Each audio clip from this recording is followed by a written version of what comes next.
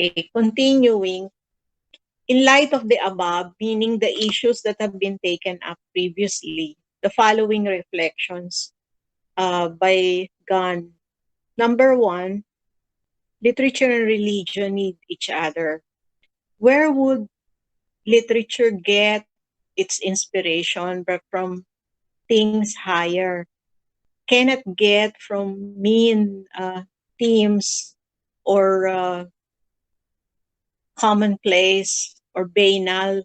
Should get from inspiration from above. So they need each other. Literature provides, religion provides literature's paradigms to define nature of circumstance, like good and evil. Literature explores dimensions of those paradigms into structures. For example, you have T.S. Eliot's Murder in the Cathedral. You have here the story of Thomas a Becket, who defied, of course, Henry II. And it was actually about his execution, which it seemed he knew. And he was drawn towards martyrdom because he was for the truth. And so you have here the path to sainthood, something like that, which religion teaches us.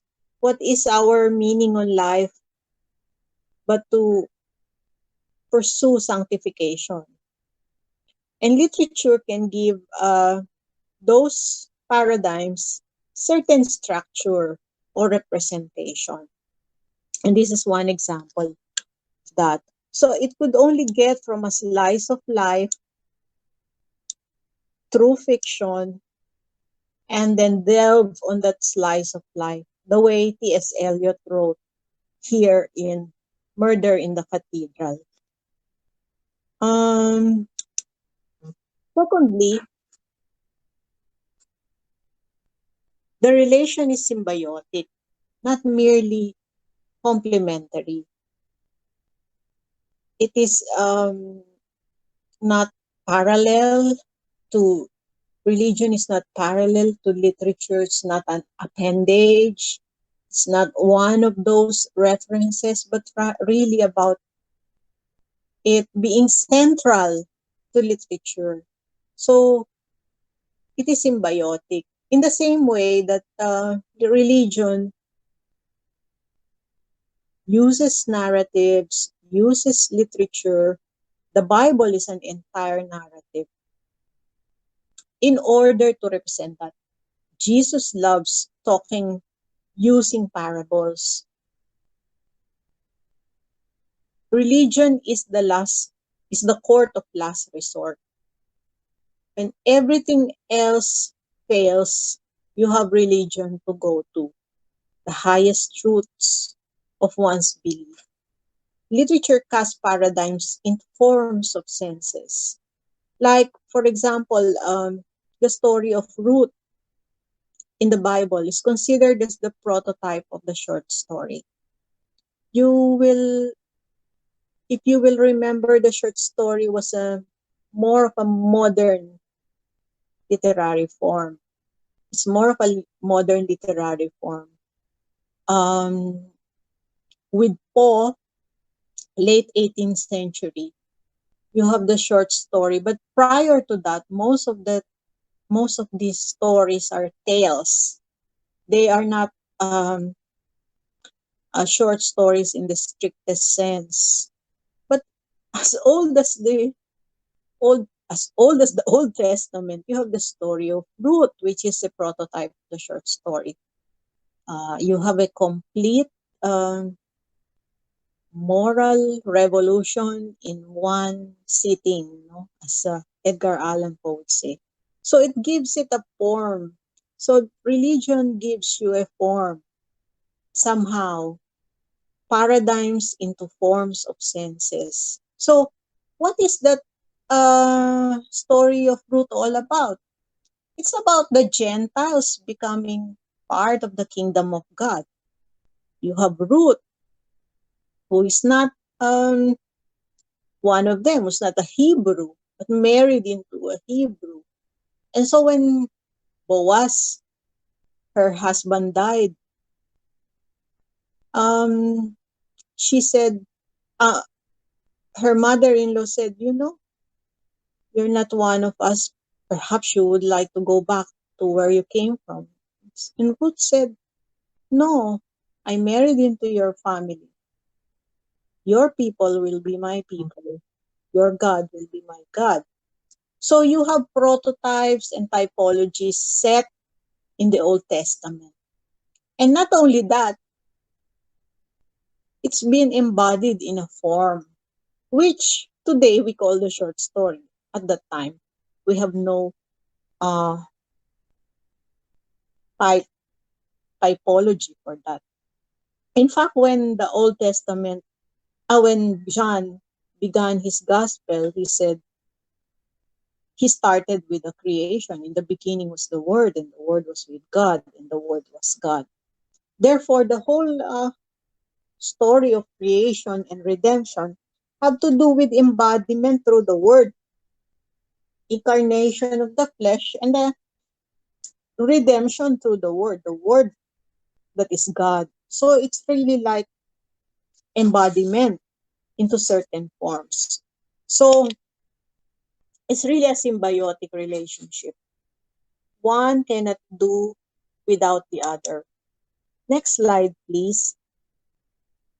There are three ways, according to Gunn, of literature religion relations in Western literary tradition. And again, I apologize. This has to do with the Western literary tradition.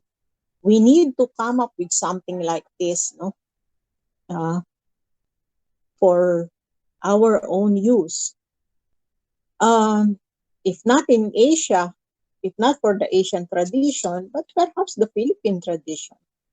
Uh, we can start theorizing something like this for our own use, or else we will always depend on the Western literary tradition. But then, since we have inherited the Judeo-Christian culture via colonization, we might as well look into the Western literary tradition too. First, the first way is complementary, deeply supportive relation to inherited traditions, from classical antiquity to the Renaissance. Medieval morality plays like Mystery de Adam or the Chester and Wakefield cycles, which grew out of liturgy and the biblical stories. One thing about the medieval morality plays, they are played out in the liturgies, and the liturgies are full of references from the Bible. So with the castle of perseverance and every man, you have these are morality plays, and they are allegorical representation of religious ideas, didactic and meant to teach certain morals and religious morals. Iliad, Odyssey, Aeneid, Sir Gawain and the Green Knight, and Edmund Spenser's The Faerie Queen, a revivification of religious conceptions with contemporary beliefs. When they were written within the context of contemporary beliefs. So, Iliad, by the poet Homer, was also singing to a contemporary audience at the time that he was singing it. So the rest. Therefore, they are reflecting and refracting contemporary beliefs when they were singing those ballads and romances and epics. So you also have implied there, you also have the religious practices of those times embedded in the selections, what came down to us.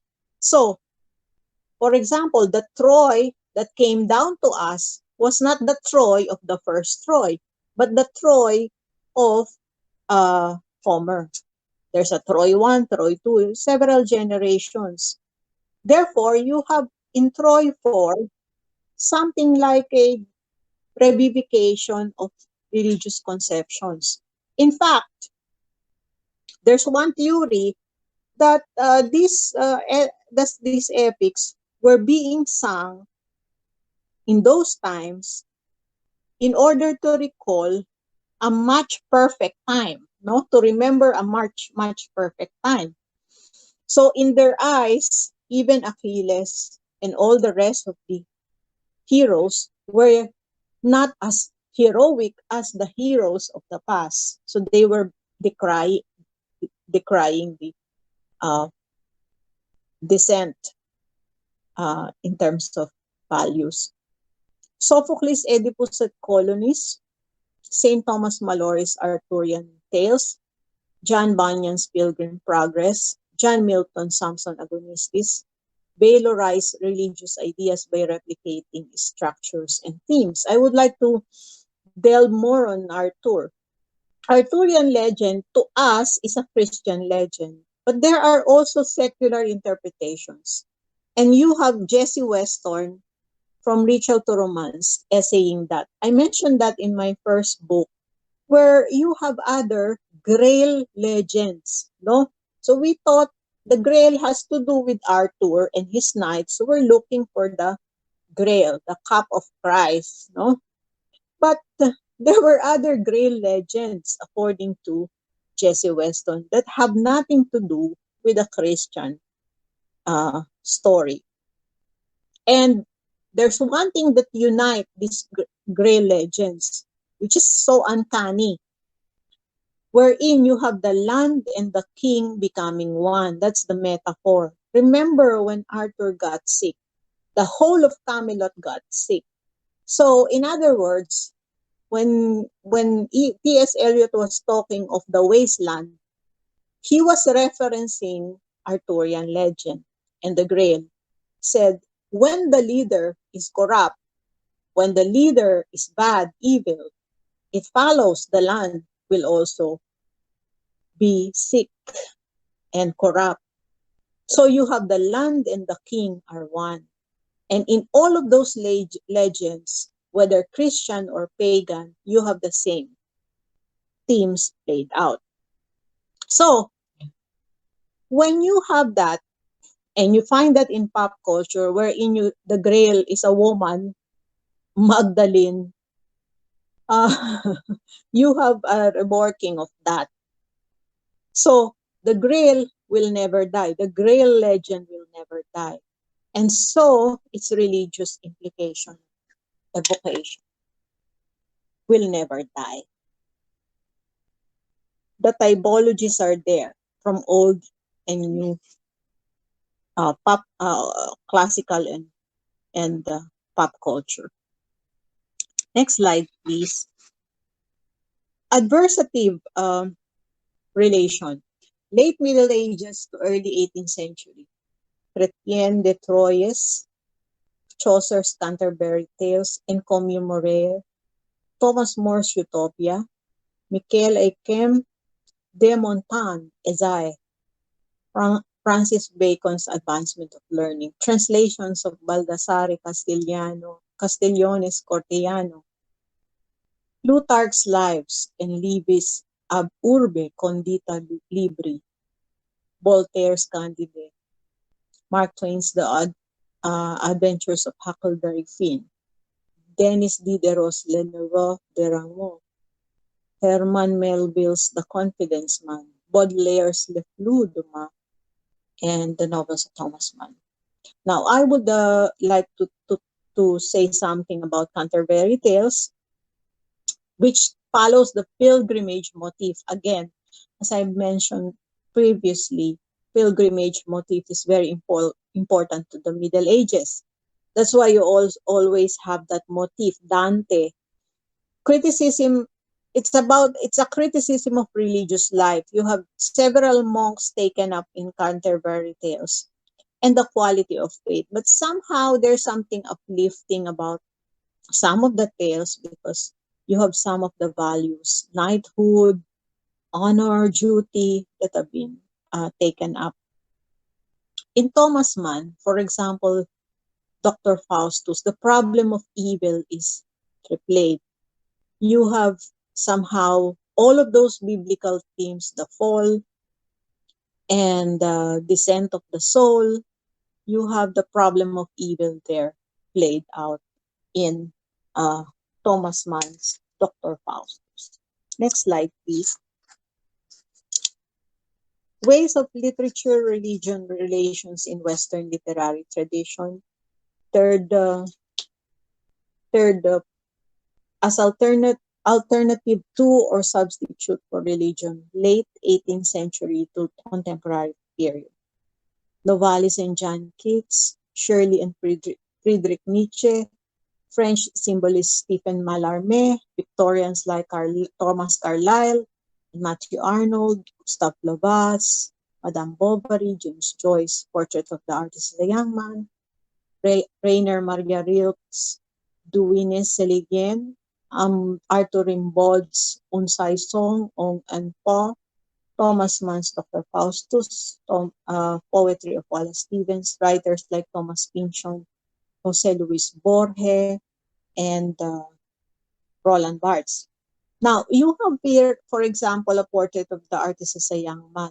This is not exactly religious, but the driving force for the Bildungsroman is the metaphor for initiation. A man growing into manhood, becoming initiated into life. And that is drawing from the Irish Catholic background of James Joyce. So the driving force is there, subtly taken up. It's not about religion. It is the initiation of man, of a young man, no? The portrait of the artist as a young man. Borges' Labyrinths, metafiction, talking about the world as a labyrinth. And so you have not exactly a religious text, but they could find echoes of that. Why man cannot understand so many things, the downfall of reason, why there are things that are beyond our understanding. And that is labyrinthine, according to Borges. So you will see there the driving impulse would be religious concepts, but they are not overtly taken up. Now, there are historical exceptions. Next slide, please. The historical exceptions, of course, are important too. Like certain literatures have exhibited an adversary relation to inherited religious traditions, such as some modes of tragedy and comedy. Sometimes they go against tradition. In those times, this will be a departure from that. Instead of upholding certain beliefs, these works are really critiquing, no, or going against what is a prevailing notion. Aeschylus' Agamemnon, Aristophanes' The Frogs, Jean-Baptiste Racine's Pedro Calderon La Vida es Sueño, Christopher Marlowe's Tamburlaine, Johann Wolfgang von Goethe, Faust, and Fyodor Dostoevsky's Crime and Punishment. For example, Aeschylus' Agamemnon. Here you have the furies of the gods running after Agamemnon. You have here Agamemnon returning from the Trojan War. That was after the Trojan War. Of course, you have the background there. Him sacrificing his daughter Iphigenia. And he came back to his wife, Clytemnestra, of course, bearing a grudge, but of course, welcoming him, eventually murdering him. So you have contrary, no, something contrary to what to prevailing notion of religion or belief or myth, no. Instead of following faith, what is faith? You have people taking upon themselves the decision to avenge a particular crime. So it's like placing existentialism in a different time, no? Yung si Agamemnon, pinatay ni Clytemnestra. Si Clytemnestra, hinabol ng kanyang mga furies, etc.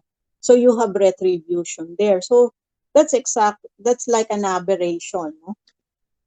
With crime and punishment too, you have Dostoevsky going into the mind of a criminal mind, but you have the background there, and for us to see the problem of evil, no?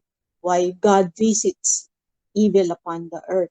In fact, some scholars prefer Brothers Karamazov, because in Brothers Karamazov you have also the problem of evil taken up. And so it's not exactly talking about, let us say, Orthodox Christianity there, but somehow uh, those that are contrary to or adversative to the prevailing notion of belief. Next slide, please.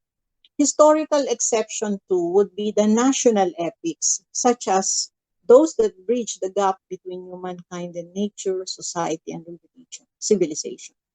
We always think that the epics are deeply religious in orientation. But some epics are more nationalistic, like Ludovico Ariosto's Orlando Furioso, Luis Vaz Camões' Os Lusíadas. Os Lusíadas is the national epic of Portugal. Francis Bacon's The New Atlantis, William Morris' News from Nowhere, and Aldous Huxley's Brave New World. So, they are filling a certain gap, a different gap altogether. And it has to do with man in communion with other men. And so you also have the stirrings of nationalism that been filled up. But as Benedict Anderson said, nationalistic nations are institutions, cultural institutions that have replaced religious dynasties. So you have certain epics that somehow talk about the nation. But the driving impulse too would be the previous orientation, which is the uh, uh, dynasties, religious dynasties of old, which somehow been replaced by monarchies and eventually by nationalities or nations. So these are some of the historical exceptions. Next slide, please. The next one would be most literary texts of any religious complexity will incorporate several of these structural tendencies at once. So Eliot's poetry, I was talking of The Wasteland previously, has found a way of repossessing them and thus of giving them a new valorization in the present. Poetry also of William Butler Yeats and Cervantes' Don Quixote. But of The Wasteland, here, favorite itong Wasteland ng mga contemporary pop culture. Why? Because the poem talks about a city or a land that is laid in waste because of the corruption of the leaders and the members of the community. So, it's laid in waste. So, pwede mo siyang basahin as the end of times. Pwede mo siyang basahin the failure of modernity. Pwede mo siyang basahin na, kaya dumami yung mga stories about New York, Lost in New York gangsters of New York. You have Twin Towers, di ba?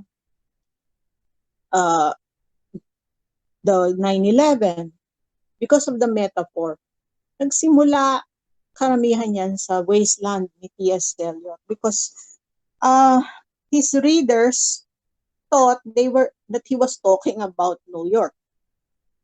But of course, he was talking of some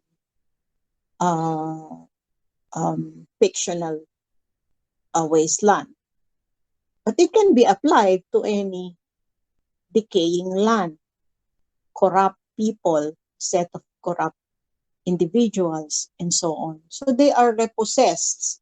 And some of them are the theme of Wasteland, wherein embracing the corruption of modern life became also a secular theme. So it's not only a religious theme, but also a secular theme. So they are worked out in some of those texts. So they can be an exception, but never nonetheless, they can also be considered religious texts, quote unquote. Next slide, please. Eliot's religion and literature then can be inserted here. So I'll stop with Gunn for the meantime and go to Eliot. Kasi pumasok na tayo kay Eliot dito sa previous slide, sa Wasteland. I want to introduce Eliot's argumentative essay. The one of Gunn is historical in approach. But since he mentioned Eliot, I would like to insert Eliot's argumentative essay. Whether we believe him or not, at least he has a theory on the interconnection between religion and literature. He said here, very important, in college, we were being asked to memorize this number one passage in number one. We're being asked to memorize it because very important in analyzing a text from the moral perspective. Whether a piece of writing is literature or not can be judged by literary standards. However, its greatness cannot be judged by literary standards alone. This could be judged from an ethical or theological standpoint. So why did our professors ask us in college to memorize it? Because we need to understand that texts, good texts, can be made distinct from a great text. What does that mean? If this is good, I can judge it using literary standards. For example, style, language, tone, dignified expression, thematic development, etc., images, etc. However, whether this is a great piece of art cannot be by literary standards alone. I have to look at the ethical or theological standpoint. Sometimes we call it spiritual edification. Sometimes we call it moral upliftment. But we can use all of those terms. But yes, we really need to look at the tools, whether ethical or theological, in order for it to be considered great. So look at all the classical works and they somehow pass this standard of greatness. Second, literature is judged by the moral code of a particular generation. It's really generational and contextual and time-bound. Terry Eagleton said in his work, Literary Theory, one generation may find this work great, but the next one will perhaps put it down, let's say, not one of those canonical in their estimation. So there is the role of society, of the reading public. That moral code should be attached to its theological background. A moral code alone cannot stand. There must be this theological background. The fact is, in our world today, postmodern, religion is not the religion, capital R. Theology is not theology, capital T, but rather a culture of relativism. What you want, you do. What you like, you do. Your truth is your truth, and it's a personal truth. There is no more objectivity to the truth. But you still know, both of us know, that good is good and evil is evil. And so we need that theological framework to guide our moral culture. Whatever may shock one generation may not have the same effect to the next. So there may be some permissiveness in a text that have been that has been the cause of its being censored or banned, but the next generation might take it kindly. Next slide, please. So Eliot's um, religious literature for him is not his concern. No, meaning Bible or Quran or hindi yun ang concern ni Eliot. But the application of religion, literary production, and criticism. And here, I would like to say na hindi lang sa literature, kundi sa cultural production, ibang art forms, isama na natin dito, ibang art forms. This is really particular to literature, but then we can apply it. Only Eliot is a canonical writer, so ang kanyang point of view ay literary production. But now, this can be extended to other productions. So he had these three types of religious lit. He said writings that possess good quality, although they tackle religion. So they pass the standards of good literature. At the same time, they tackle religion. So the Bible is great literature and great theology too. So you have the New Jerusalem Bible. Ang nilagay ko dito yung New Jerusalem Bible, hindi yung New International Version Bible na gusto ng mga Protestants o yung RSV, Revised Standard Version, which we use in the liturgy. Hindi rin yung Douay Rheims. Ang nilagay ko dito ay ang New Jerusalem because according to them, this is the most literary version. This was the one we used when I took this up with Dean Vasco and Father Marquez long time ago. Because according to them, pinabili kami nitong New Jerusalem. Because according to scholars, this is the most literary version. Jeremy Taylor, too, a Protestant cleric, Church of England, is considered the Shakespeare of the perhaps the Protestant apologists. So, magaganda rin ang mga sinulat niya. But that is only one type of religious literature. The second one, next slide please, is of course devotional poetry. Very, very popular to us because we attend the mass and then we also have knowledge of the liturgy. And also, sometimes we pray the divine office. And from time to time, we have devotional prayers. Concerned with poetry, which is the product of special religious awareness. Of course, who can top these two friends, no? St. John of the Cross, Dark Night of the Soul, and St. Teresa of Avila. Contemporaneous.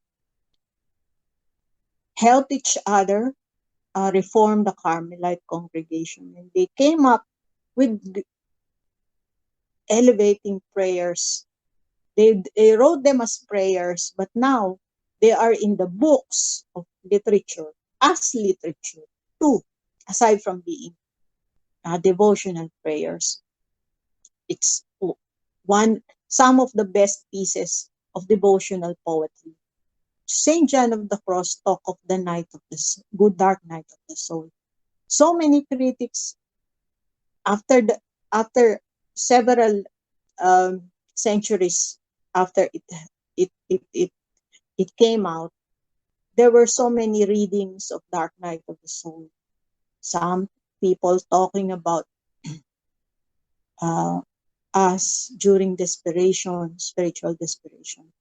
But actually, the most enlightening readings of that would be at the time of our dark night of the soul, spiritual desperation. That was the time we are closest to God. When God is quiet, when God is so quiet, we cannot discern His will. Like you want to ask God, why are you quiet? Why can't you answer me? This is the time I need you. And then that was the time He was closest to you. That was the dark night of the soul. So I was talking of the passive enlightenment and the active enlightenment. And it is during the passive enlightenment when we're not doing anything. We're just asking, we're just allowing God to do things. Let it go. Let it go. Give it up. Offer it up to Him. That was the time.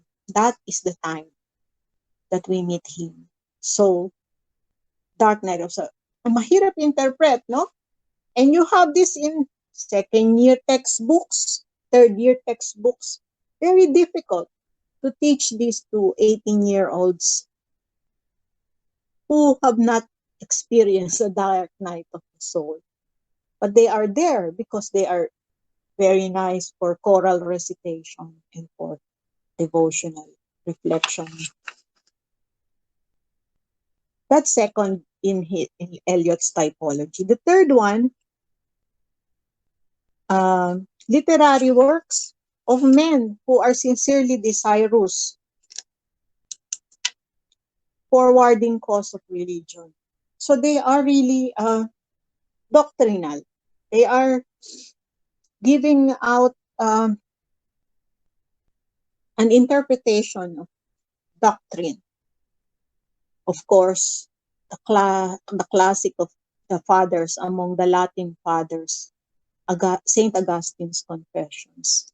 Without Saint Augustine's Confessions, and of course his other works such as The City of God and On Christian Doctrine, without the Confessions, we do not have today the confessional novel and the autobiographical novel and the autobiographical work, because all of these forms descended from that. When you begin talking about the autobiographical novel and the confessional writing, you begin discussion with Saint Augustine. So it's really like setting forth the beginning of a form. Of course, he's not the only one who gave a stirring confession of his life and his conversion, but he gave us a form, and a wonderful form, well written, well argued. Theologians and non-theologians alike would draw from him. And the form of the confessional writing was superb. He would always be that cited. City of God and City of Man, we always use in literature as example of metaphorical, allegorical, anagogical, and literal reading, which of course he mentioned on Christian doctrine.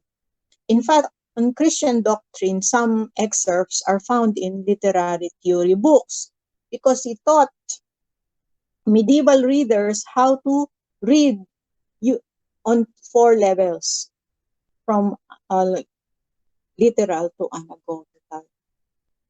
So they are sincerely forwarding the cause of religion, and without knowing it, they are presenting a literary form in its beginnings. John Henry Newman, a convert from Anglicanism, wrote his another confession, Apologia Pro Vita Sua, and many more, which I did not reproduce here because the slides would be too crowded already. And because of his writings, excellent writings, he converted so many from Anglicanism to Catholicism. He was able to present very cogently the arguments of for the historic, not only Catholic Church as historic church, but the church that is the apostolic, that which was founded by Christ. So that when he said to be deep in history is to cease being Protestant, many Protestants followed him and converted to Catholicism. Another one is G.K. Chesterton, who uh, who is a Catholic novelist, talking about doctrine in a fictional way. And in fact, he came up with a Father Brown series, like your Hardy Boys, no detective fiction, but you have the priest who is the investigator. And when I saw that smaller and smaller circles, I remember the Father Brown example. No? We are the priests. Instead of Sherlock Holmes or any detective, you have a priest who's doing the detective work. Because detection is about finding the truth, and religion is about finding the truth. Next slide, please.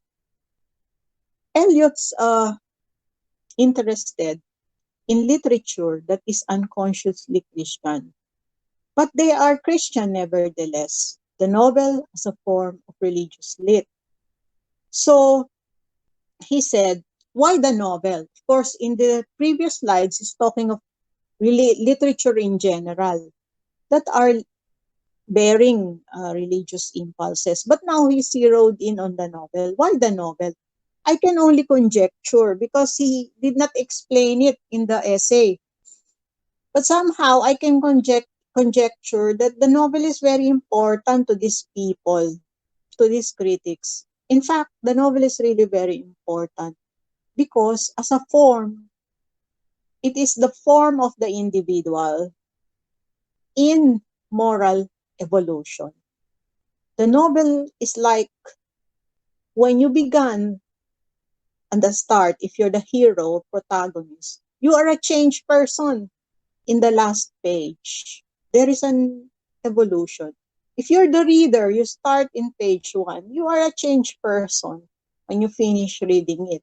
So the novel is like the form of conversion, the form of change, of forward movement, of enlightenment. So the novel is a favorite form. And it's very subtle because you're explaining uh, in you're explaining via representation the doctrine, if you're doctrinal. So one is when the novel took the faith in contemporary version like Fielding, Dickens, Thackeray.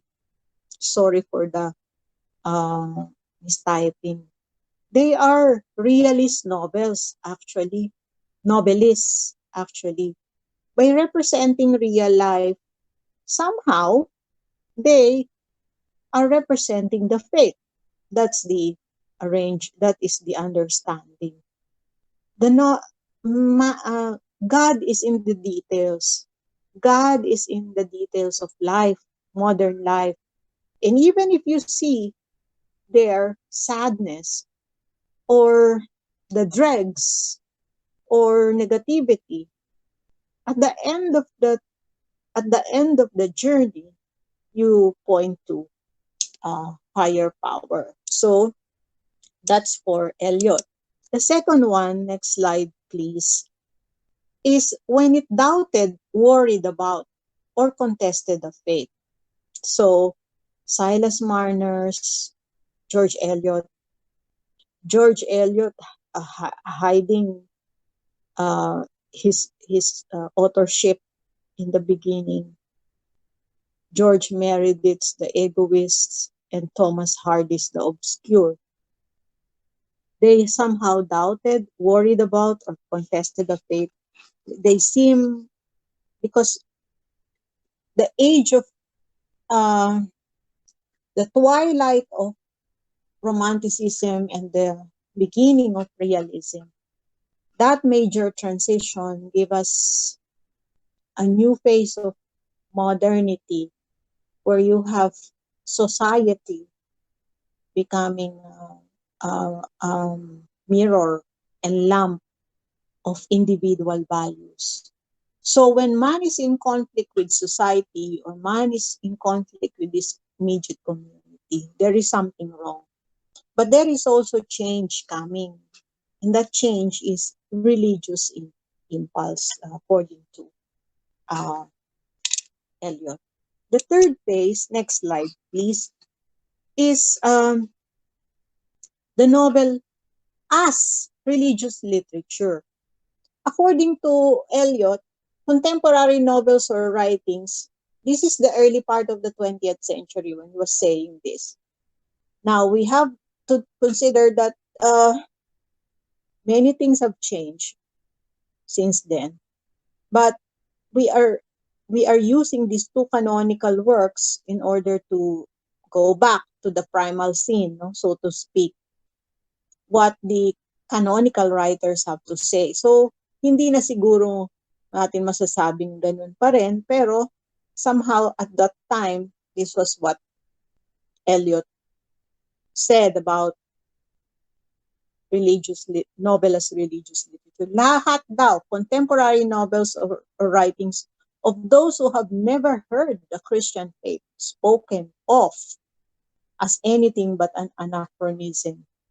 You have here what Sartre was calling the literature of despair. No, it's like the novel when you read it, it gets sadder and sadder, gloomier and gloomier, and it ends with death, with sadness, with desperation, with suicide, with the absence of hope. And so perhaps when we say hindi naman, pero when you look at the novel, yes. And when you look deeper, hindi naman. No?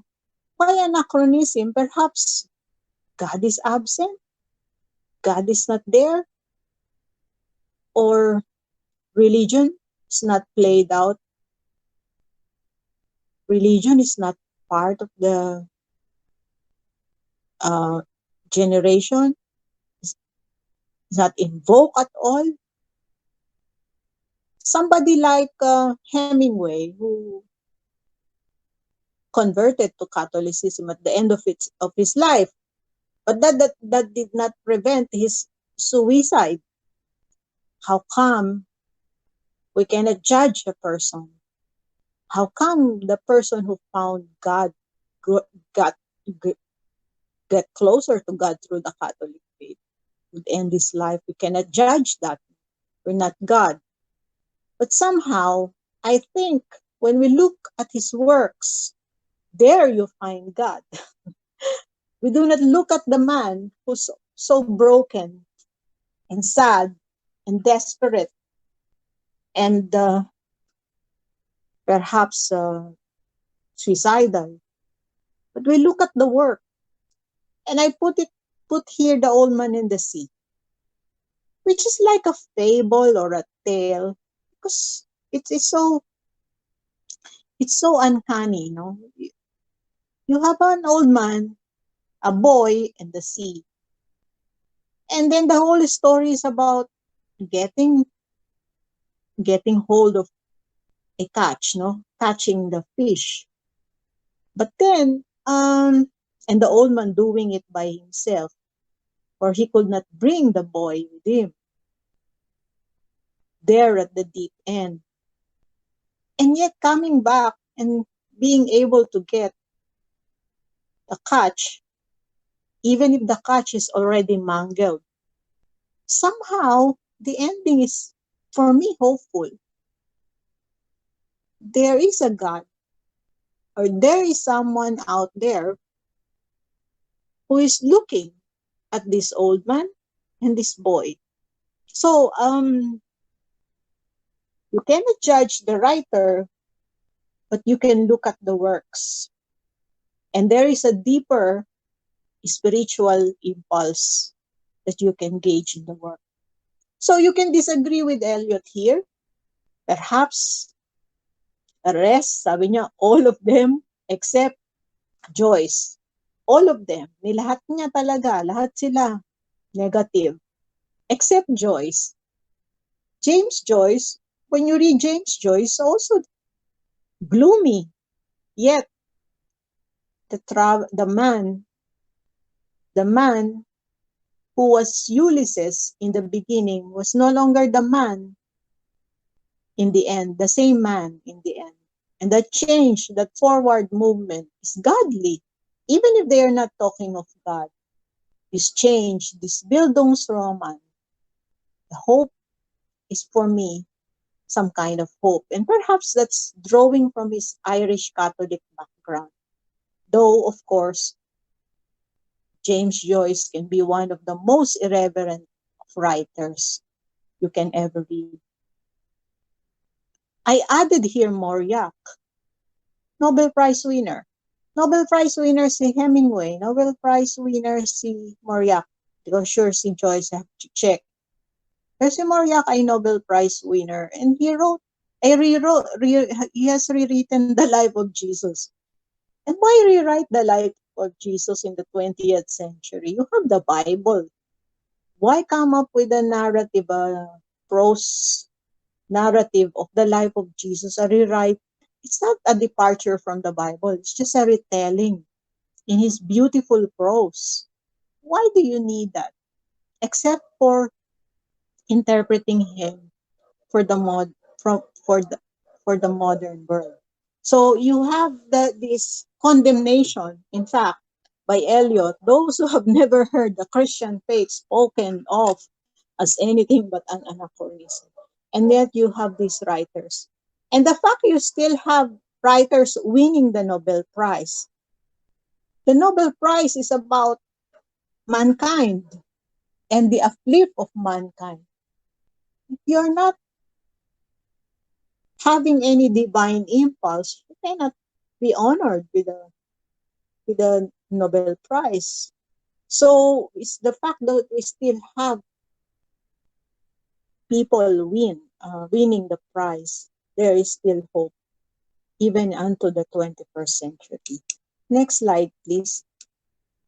A common ground between novel and religion is laid out in this essay. And he said, the author of a work of imagination is trying to affect us wholly as human beings, whether he knows it or not. And we are affected by it as human beings, whether we intend to be or not.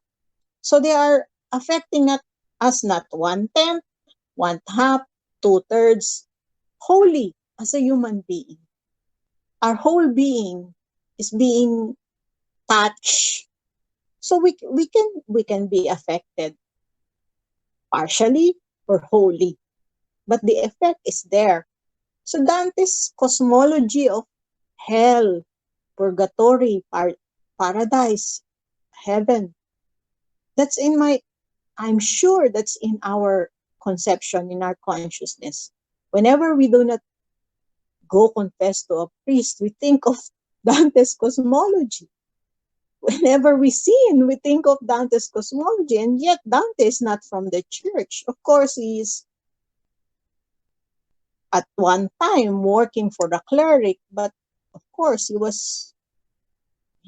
eventually he sided with the emperor. So we think of that. It affects us. It affects us, the punishment.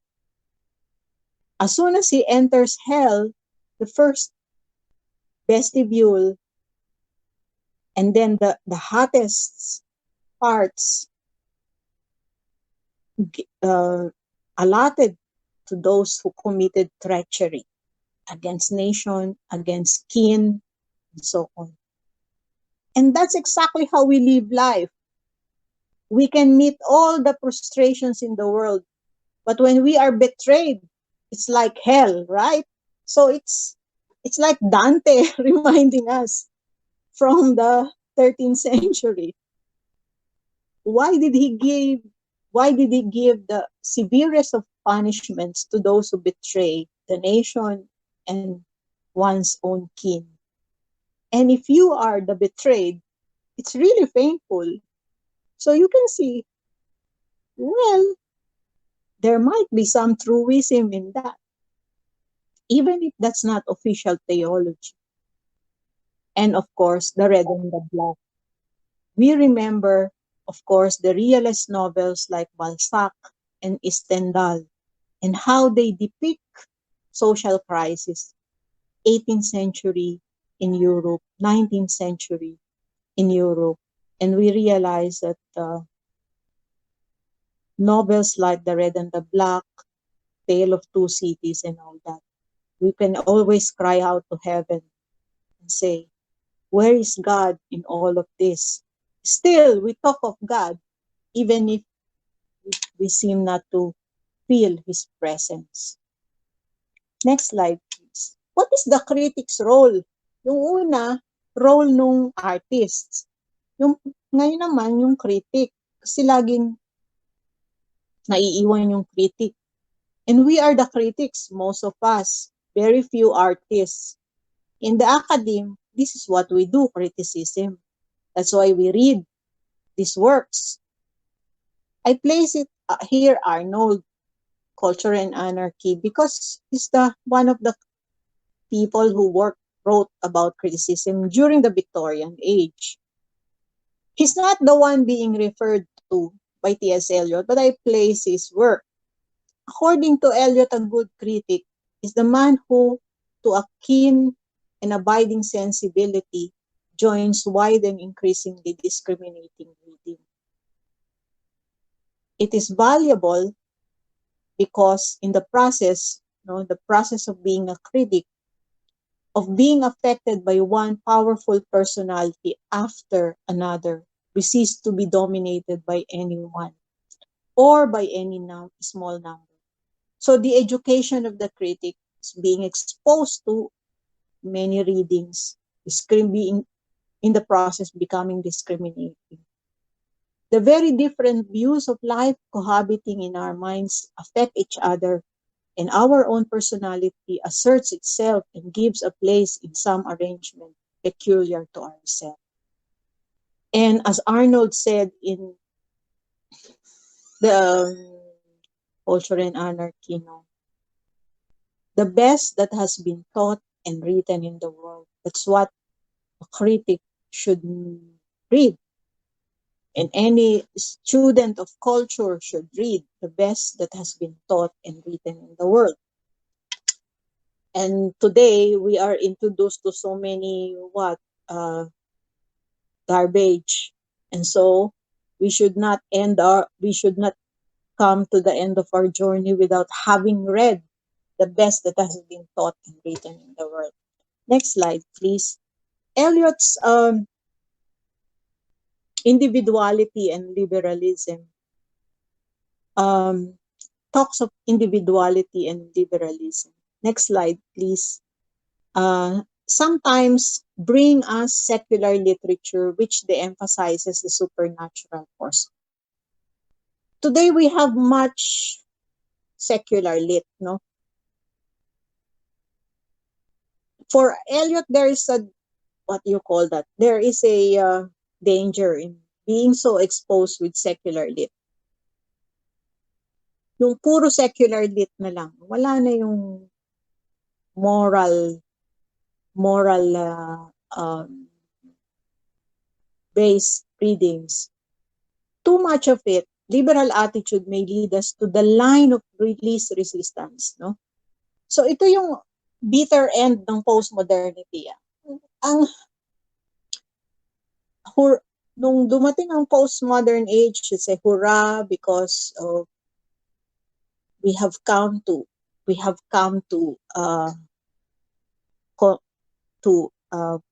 protests or destabilize liberal humanist claims to truth. Okay, fine. But then, sa dami naman ng ating mga nakita, sa dami naman ng ating mga binasa, diverse opinions, we develop the line of least resistance. Wala na tayong discrimination, which is the higher truth, which is not. And to think that Eliot said this early part of the 1900s. So, he said we must develop this form of conscious self-consciousness. One is knowing what we really feel and understanding our shortcomings. If there is a disconnect, there must be something wrong. If there is a sense of there's a connection, there is also something that is taking place. And our shortcomings. Are we gullible? Are we easy to be indoctrinated upon, etc., etc.? So, I want to bring this up. Ngayong pandemic, ngayon ko naisip tong topic nga na to na religion and lit. Because of this uh, time given to us to reflect on our lives. Because we are ensconced here in our little places. And then, we turn to God.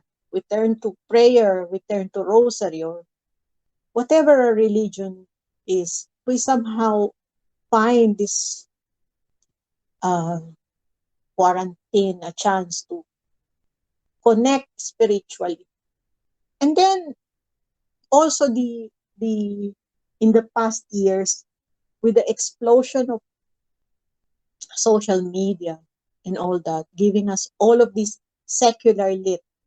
Of course, when the novelty is gone, pagtapos na yung excitement over the social media, no? Tapos na yung excitement natin and all that. We realize that, well, we need to see that perhaps there is a downside to that. Too many of these uh, materials um, promoting cultural relativism. I would like to connect it to secularism too. Next slide, please. The Eliot's, it is the business of Christians to know what we like and to maintain a set of criteria for criticism over literature, to be cautious about secularism's overly concern for the temporal, material, and external. I brought out here the three rock stars of the 20th century, you know, because they bring us a new understanding of life in the 20th century. But somehow, we can also see at the downside and the effect on us, the lack of moorings in religion somehow may be part and parcel, no, of the dawning of the modern age and the birth of these scholars and thinkers. Freud, of course, looking at our individual psychology, the role of our um, the role of desire, no, in human life. That desire, whether oppressed or whatnot, and the past, no, the role of the past and memory. And so our understanding of literature, perhaps sometimes we reduce it using Freudian, using with Darwin, using naturalism, with Marx critical theory or Marxist literary theory. I love them. I love their impact on literature and their impact on criticism. Very useful. With Freud, very important the motivation and the character. With Darwin, the social environment that shape all of those naturalistic novels. Theodore Dreiser, Gustave Flaubert, Guy de Maupassant, lahat talking about uh, biological determinism. But then, of course, Marx too, the historical aspect, the social environment, the economy of suffering, you know, you have this social condition that make you what you are. They are great minds, but somehow they bring us the temporal in literature, and they bring us a specific lens a specific lens, but then forgotten would be the spiritual impulse. So I think Eliot, though he was not talking of these three men, may have been somehow bordering on their effect. No? I can only conjecture because Eliot has this way of avoiding mentioning people or implicating people and then being misunderstood for doing that. No, but I can only say that sometimes because the theories that came down after the 1980s, Marxist analysis of this, uh, natural selection and biological determinism, naturalism in this and that, the rise of realism, and Freud, psychoanalytic study of gender and lit, wala na yung spiritual daw. So parang meron siyang foreshadowing things to come. And now, you can see students of literature would avoid the theological argument, parang with embarrassment, no? I do not think of this when I was younger. I even am embarrassed to talk of religion and theology, especially when I studied at UP. No, yung Catholic, so, with embarrassment. And when they ask you if you're Tomasian or from UST, then they have this idea that you are, you advance this and that you study, all you study is the spiritual aspect of ideas. So, sometimes may embarrassment and hanggang sa nakalimutan na. So, ngayon na binabasa ko itong si Eliot at binalikan natin to si Eliot, nakita ko yung kanyang prophetic voice, no? He foresaw what will happen because he saw the two world wars. He saw all of this that happened at the start of the 20th century. And what happened to production of literature and analysis of literature. But all these ideas are good. We are not dismissing them. It's just that we can go back to the spiritual moorings too. Now that we need it in our times. I would like to point out one work of Eliot that is forever there, no? Sweeney Agonistes. And this Sweeney, actually it's a series of poems on Sweeney. Sweeney is the character representing the descent of man, no? And he's talking of evil in such a way that you can read him in the 19th century, you can read him in the 20th century, and you can read it via Hollywood, no? Johnny Depp as Sweeney,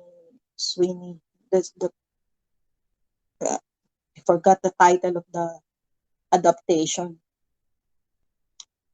So you can read him at any point and somehow relate.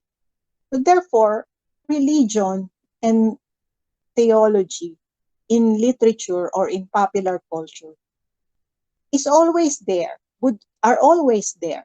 So unlike other doctrines or our other ideas, they would always be part or intertwined in literature. Now, you don't read anymore using Darwin. Students used to do that. Read Gustave Flaubert using Darwin. Read Theodore Dreiser using Darwin, etc., etc. But now you don't do that anymore. It has reached an impasse. Luma na, hindi na pwede. Pero yung theology and religion would always be around, and to be used as a framework for the study of literature. Next slide, please. Eliot's test of any moral question, whether it impedes or destroys in any way the power of the individual to serve the state. He said, even if you are employing the spiritual framework in your work, for as long as you can serve your community, that is a test, no? You don't, when you serve, God, you also serve your nation. I remember during the study of medieval epics and medieval romances, more specifically Arthurian, you have the hierarchy: God, country, lady, or God, king, lady. So the medieval knight would put God first, and then you have the king, and then the lady. No? Being knight, every knight should be gallant to a lady. So even if they respect Arthur, God first, all of them went to Nasali to look for the grail that's in honor of God, Jesus Christ, truth. Then you have the king, and then you have the lady. That hierarchy. So it does not destroy in any way your community. It is not that the modern literature is in the ordinary sense immoral or even amoral.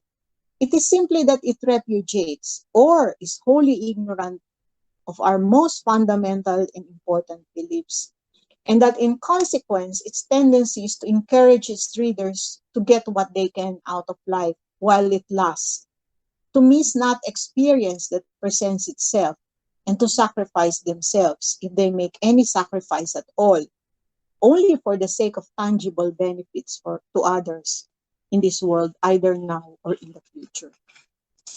Now, there are works that are amoral, and there are works that are immoral, and they are no longer literature in the old. If we define, if our definition is from, we use the older definition because we can only call them text but not literature. But now, perhaps because of that relativism, we also call them literature. Next slide, please. Eliot said, even the older texts like Don Quixote have religious tendencies, which may be altogether unorthodox, but is able to enlighten Christianity without prejudice and dogmatism. When you read Don Quixote, you are perplexed, you are confused. What is it saying? Even if you get the barest plot of Don Quixote, you will say, what does this? It's not a novel in the modern sense, but it predates the novels. They say it's the progenitor of the novel. It's more of a romance, more than a novel, because it doesn't have the form of the novel in the strictest sense, but it predates the novel. It foreshadows the novel, prefigures the novel. So Don Quixote, what does it say? It's unorthodox in its time, 16th century. And you can say that the impulse here is religious for Cervantes, even if God is hardly mentioned.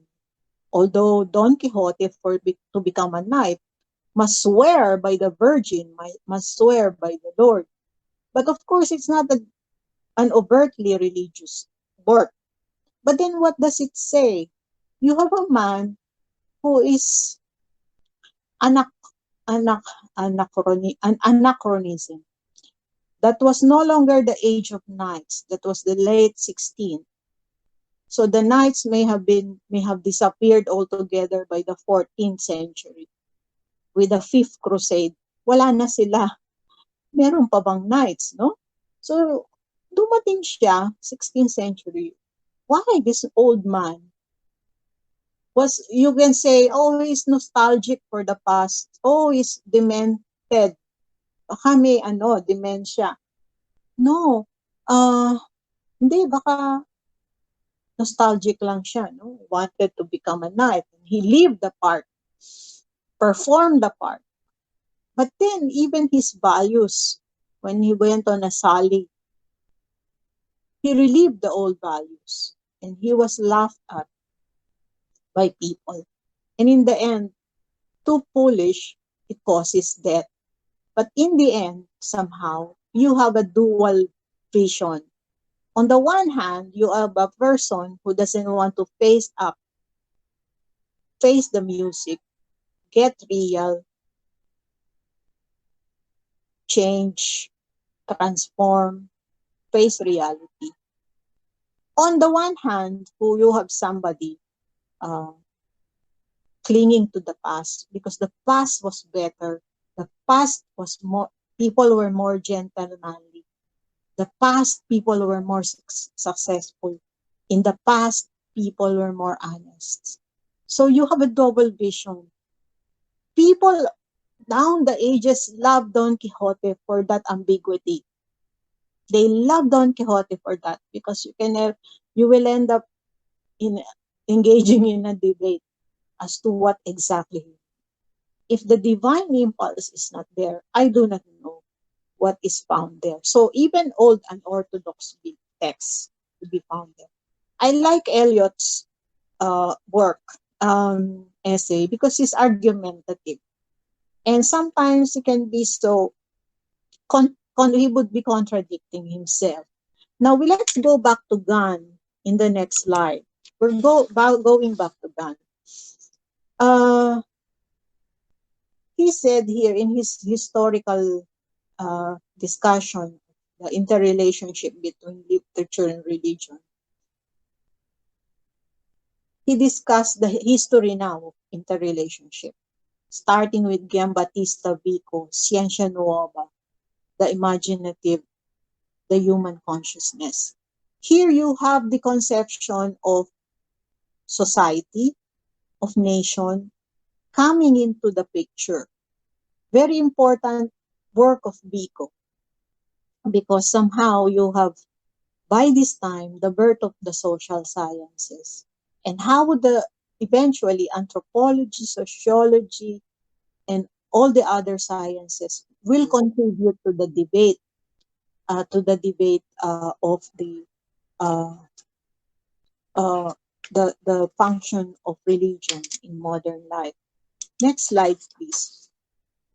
Also mention Johann Gottfried von Herder's concept of poetry as language of humanity. The fact that you have these works mean that you are getting in touch with humanity. Therefore, you're getting in touch with the Godhead. No? David Hume's Of the Standards of Tastes, Immanuel Kant's Critique der Urteilskraft, Friedrich Schiller's Über die ästhetische Erscheinung der Menschen, Friedrich Schiller, George Hegel, Samuel Taylor Coleridge, Biographia Literaria, Jules Michelet, Alexis de Tocqueville, to Jacob Burckhardt, and Hippolyte Taine. I leave the rest to the philosophy professors. You can discuss this perhaps and what you can share with the literature people eventually. I would like to give an explanation of Coleridge. I'm more comfortable with these two people I know um, because somehow the romantics like Samuel Taylor Coleridge are very important in the interrelationship between lit and religion. You have from Samuel Taylor Coleridge works invented. I do not know whether he invented it, but that was the first time they heard it. The word, the phrase romantic faith. So romantic faith somehow is the faith in man who can create a work via the word And he could somehow second guess the spiritual realm through that work.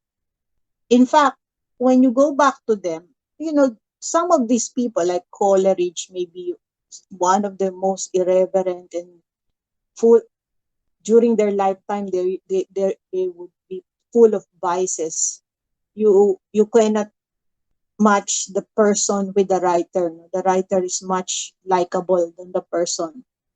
But when you said that the true work of poetry is that which can engage the willing suspension of disbelief. That is very popular from Coleridge, the willing suspension of disbelief. Why do you watch these films on Netflix? Why do you read these novels? Why do you go to art forms? Because you suspend disbelief. But willing suspension is disbelief is human, innate, and somehow also it is because we believe in something greater than us. So at a point when we suspend this belief, somehow we participate in the divine. Hippolytan, that famous tripartite understanding of the context of lit, race, movement, milieu, put, at, put us in history, put us in historical time. And so we can understand our smallness in relation to historical time. And because we understand our smallness, we understand God's greatness, or at least have a vision of God's greatness. So these authors somehow participated in that promotion of the scholarship on literature and religion. Next slide, please. The next one has to do with new humanism, with the works of Irving Babbitt and Paul Elmer More. Of course, they teach that the central to us is the happiness, is our happiness, man's happiness. I will not talk of More and Babbitt. I would rather talk of Forster, A Passage to India. The happiness of the individual is important because one of the authors that make use or somehow explore the humanist ethos was E.M. Forster, more specifically in A Passage to India and some of his works. You have these works by Forster talking about people in in colonial societies finding themselves at a loss, desperate, and looking for. They could not depend upon the colonial institution. They could not depend upon the institutions of state, social institutions. So they withdrew into themselves, their happiness, finding what can make them happy and what can make their individual uh, voice, how their individual voice could matter eventually. So it's new humanism. Today, it has taken that's the difference between humanism in the 20th century and new humanism in the 21st century. New humanism in the 21st century has taken a secular route, very secular actually. Hedonist na halos. Yung what you want, do what you want, cultural relativism. But the humanism of the 20th century and even the humanism of the 16th century Renaissance was something else. Nandun talaga yung divine impulse, no? The humanism that that that respects the other, the humanism that respects the happiness and welfare of the other individual. So ito yung sa passage to India, pinakita kung paano nagkaroon ng clash between on the one hand you have um, itong colonizer at itong Indian doctor, how their friendship has been affected by them coming from two races, no? At kung paanong naka-apekto sa kanilang pagkakaibigan. And so you go back to your individual almost experiential understanding of colonial era India. Next slide, please. The new critics, the most unlikely to be called spiritual or religious. But the fact that they pay attention to the text, because the new critics are for the form. The form must be good, the language is good. They don't care about the context. But their attention to language and their attention to form is almost religious, because they respect taste, they respect beauty, and they respect dignity of expression. So that's almost like religious in orientation, but not with the context of religion we have in the classical times. Next slide, please. Heidegger, ontological art as revelation rather than moral or aesthetic. The artist becoming a kind of sacred visionary or intermediary for the divine on account of the arrival of existential and phenomenological approaches. I think our philosophy colleagues will be able to shed more light into the role of Heidegger in the visionary in art.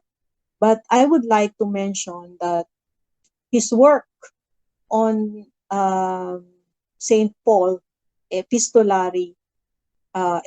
of St. Paul, help literary critics understand the epistle not only a self-revelation, but a form for a visionary or prophetic writer. And it's very important because somehow the letters eventually became the epistolary novel, helped shape the epistolary novel.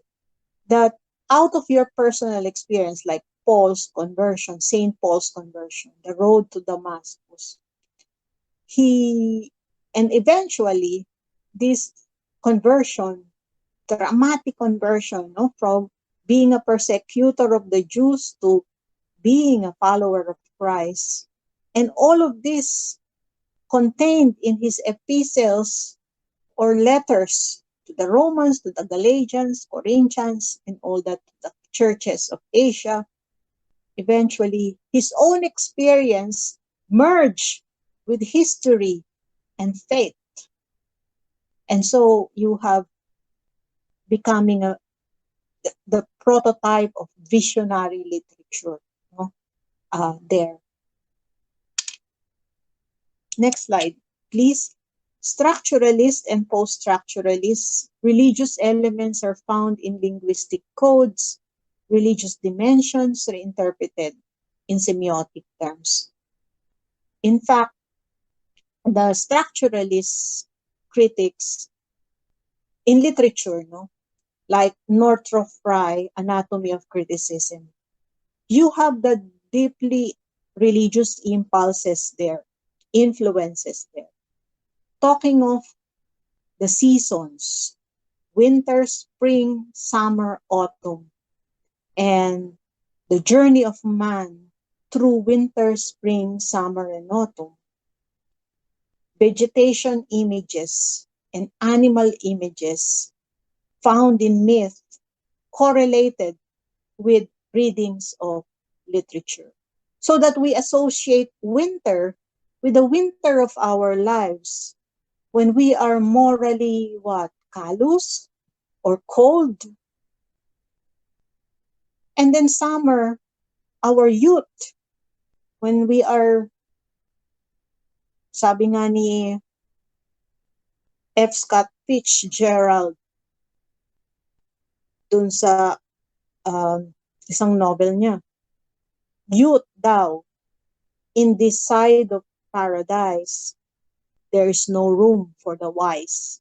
So, when we are young, we're not wise. But that is paradise. The young life is paradise. So we do not know that we are erring. So you have those images there, anatomy of criticism. Structuralists, Freudian structuralism, and then of course, fall, the autumn of our lives, and so on. The nature of the narrative too, religious elements are found in the narrative arc, the narrative elements. Drawing from Aristotle, Scholes, and Kellogg, kung wala sila kung hindi nagsimula dun sa Aristotelian plot. Exposition, rising action, climax, the falling action, and the denouement. So that replicates our tenure on earth. What will happen to us? And it's replicated in the narrative, in the form and in the theme, the actions in the plot, and the destination of the characters.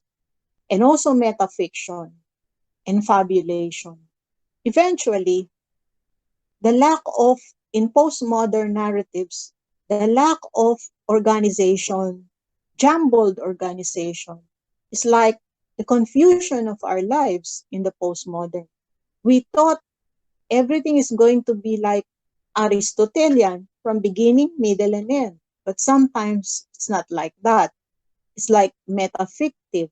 You don't follow the neat Aristotelian arc, but rather you have only labyrinths according to Borges. So, post-structuralist na yon. You find that in those linguistic codes. And somehow, these are religious overtones. There are some methodological concerns. Next slide, please. How do we go about it? And how can philosophy participate in the collaborative project? I call it collaborative project because we really need each other. In fact, we can have a conference particularly focused on Catholicism because we are a Catholic university that can engage as in an interdisciplinary. But there are methodological concerns. To each his own. Late 1920s, the theological education gained momentum, and literature was examined for its diagnostic or educative merits, either to help Christians comprehend the existential dilemmas of the modern world or to save Christians from the soporifics of their own doctrines. So literature have been used to teach Christian values. Of course, we always talk about C.S. Lewis. C.S. Lewis is the favorite of both Catholics and Protestants. We can only conjecture why. I can only conjecture why. First of all, he's always using the Christian imagery. And the Narnia, for example, are not mere children's stuff, but recreating the imagery of Christ. Aslan is Christ, and all the rest would be following the biblical motifs. So C.S. Lewis is the favorite both Protestants and Catholic. But he was talking more of liturgical too. So he said perhaps he's converting into Catholicism. But he died prior to that. He died prior to converting, or he did not convert at all. Perhaps he just wanted to stand at the precipice there in between worlds. He's more comfortable there. But his good friend was a Catholic, very much respected. He truly loved his best friend, J.R.R. Tolkien. J.R.R. Tolkien, Fellowship of the Rings, of course, is a version of the Bible. In a way, Narnia. So you see, you have conscious writers. I don't think they are unconscious or subconscious. They are conscious that they are replicating the Bible in their epics. If you call them epics or romance. So they know that. They know the importance of allegory in the 20th century and the 21st century. That's why they exploited that. And to this day, with Hollywood including, would use their material. He wrote other non-fiction, The Problem of Pain. And you can see how the non-fictional works explain the fictional works. Because the problem of Aslan is the problem of pain in Christian terms. Was talking of God's suffering, of Christ's suffering. And that's the problem of pain. Because in human terms, pain is a problem. But God suffered that pain through the crucifixion. So you have him and his friend Tolkien developing a new set of Christian literature for the 20th century, 21st century. Next slide, please. Some works are directly pastoral or therapeutic function. Serve a therapeutic function after Second World War. So hindi na sila nagkukunwali na ang topic nila ay religion.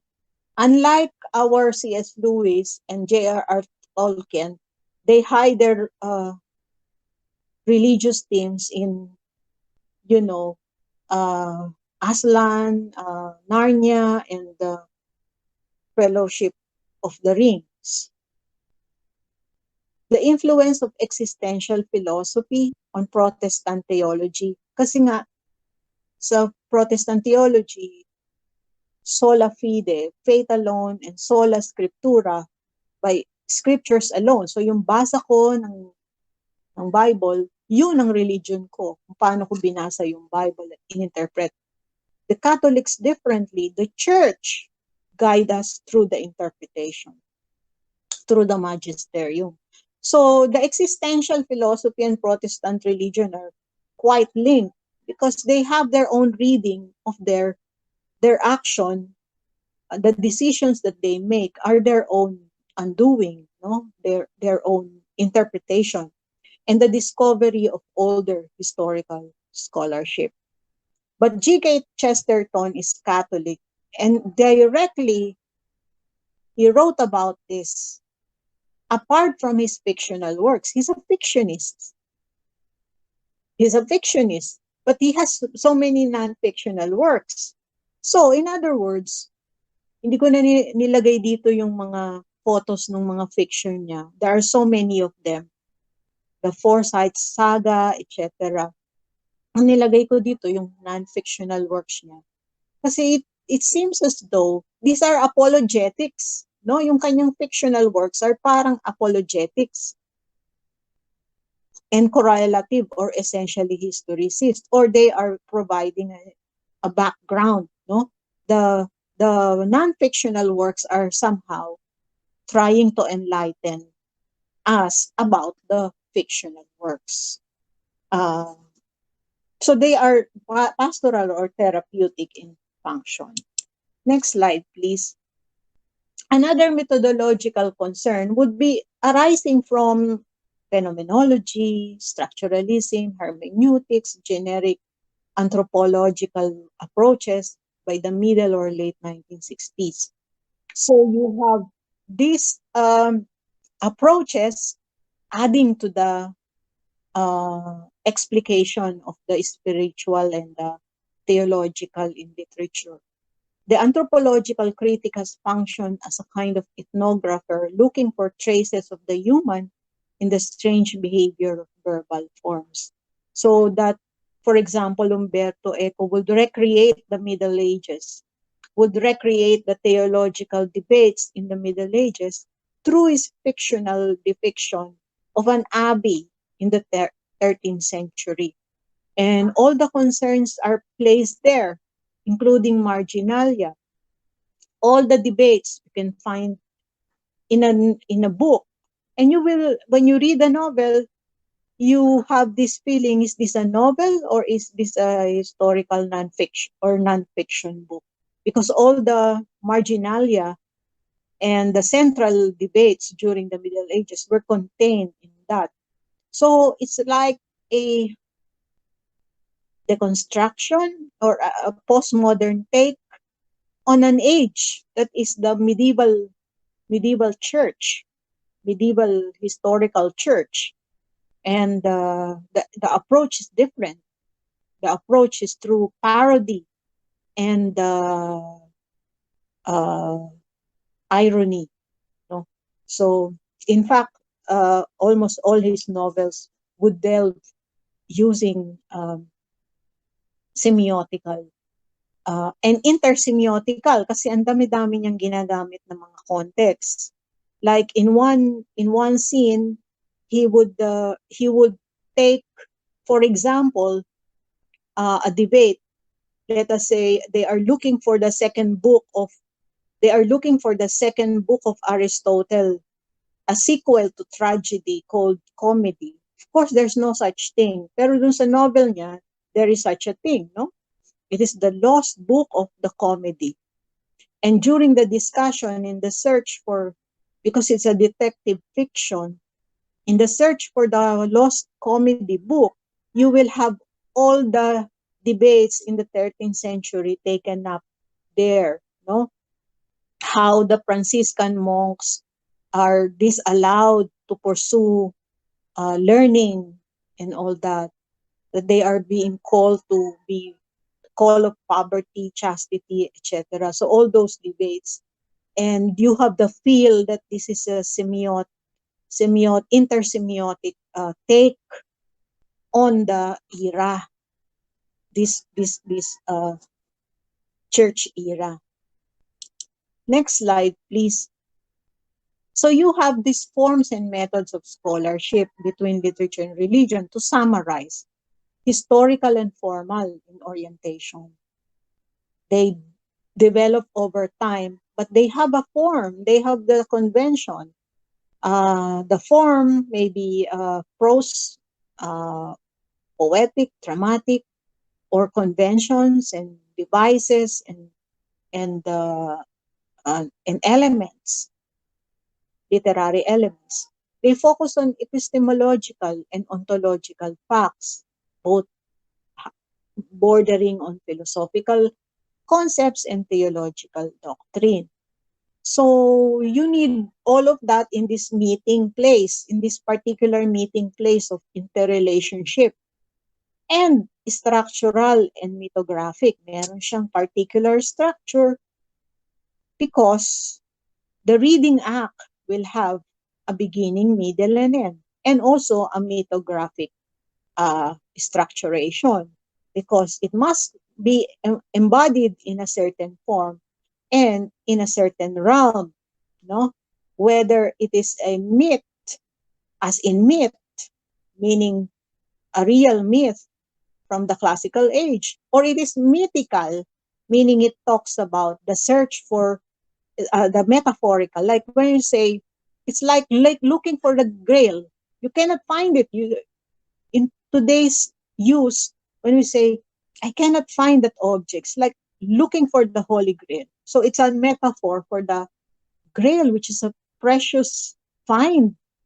So it's a mythical, it takes on a mythical uh, uh, context.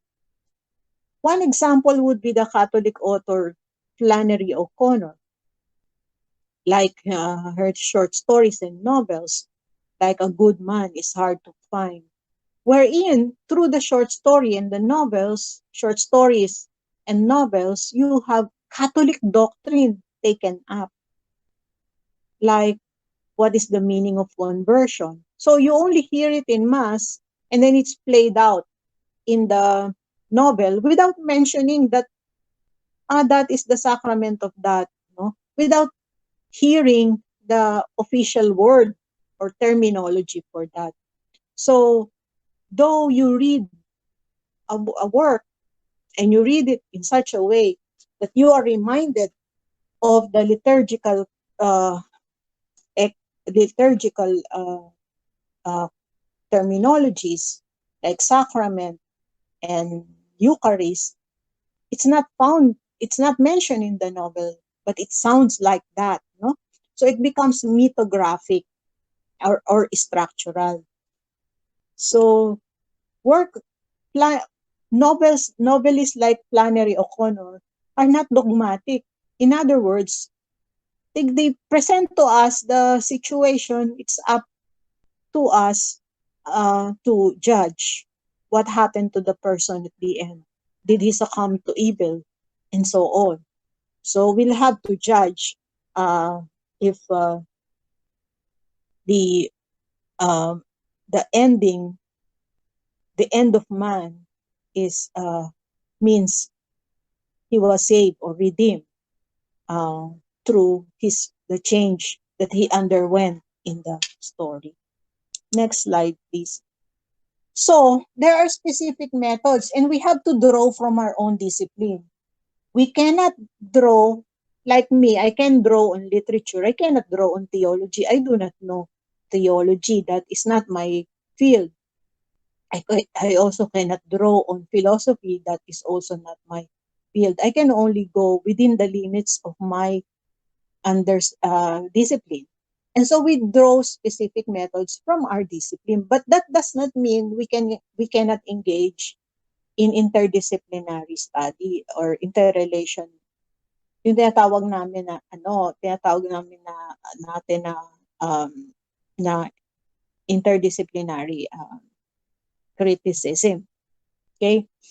So this is kinds of study draws on expressive and mimetic critical theories that have accentuated those factors influencing the writer's beliefs, whether expressed or implied, that have enabled him or her to constitute the world according to certain specifiable metaphysical principles. Second, rhetorical and formal semantic critical theories, attempting to connect the sorts of things literature is purported to be, and formal semantic and mimetic have tended to situate literature within an anatomy of others. So there are specific, like Graham Greene, like The End of the Affair, for example, of Graham Greene. He cannot talk about adultery, and he can only talk about adultery on mimetic terms. He cannot go back to the Bible and review the scene on the woman caught in adultery. He can only present it in mimetic terms by comparing situations of one character to another. But then you have the value embedded there or the idea embedded there. Now, in the end of the affair, you know that it's a Catholic novel, even if you do not know Graham Greene, have not read the background biography of Graham Greene being a Catholic writer. But when you read the novel or you have seen the film, when uh, your judge your understanding or experience perhaps towards this, I think this is a Catholic writer. Why would you say that? Because of the specific explication true representation in mimetic terms of those doctrines that we hear from the church. So you have a married woman falling for a writer. They have an affair. And, the woman is no longer in love with the husband, an older man, and quite blunt, personality. And inaccessible emotionally. So she fell for these writers who's a very interesting person, intellectual.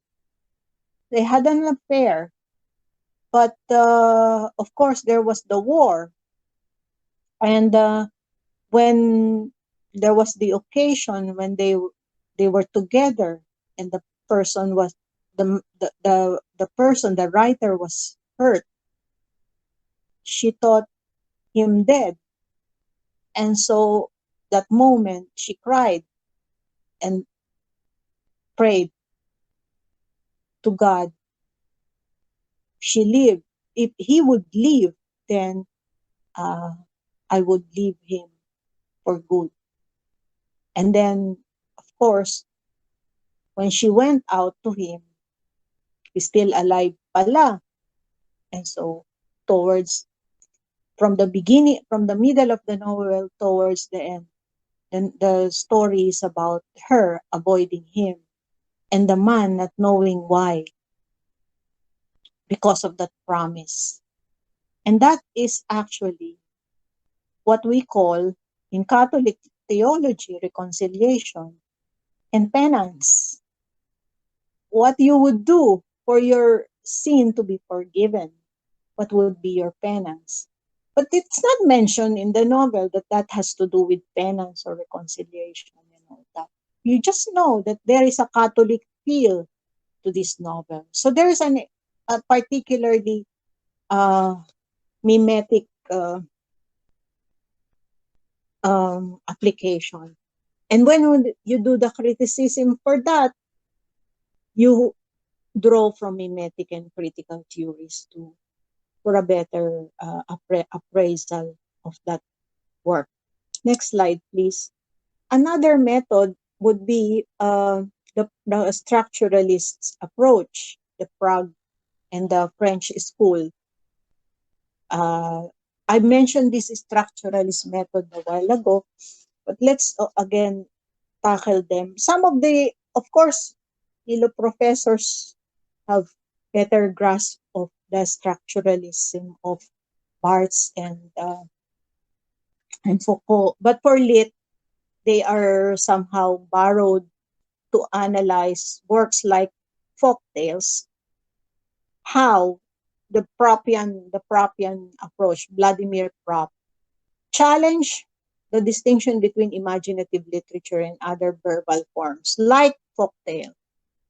There is something in folktale that we come to understand as deep structure. Hindi lang yung surface structure, kundi deep structure. And that was through the study of Vladimir Prop of 100 folktales. So he studied 100 folktales and he found the pattern of the structure, the elements of the actions, the narrative arc. And so there is a structure.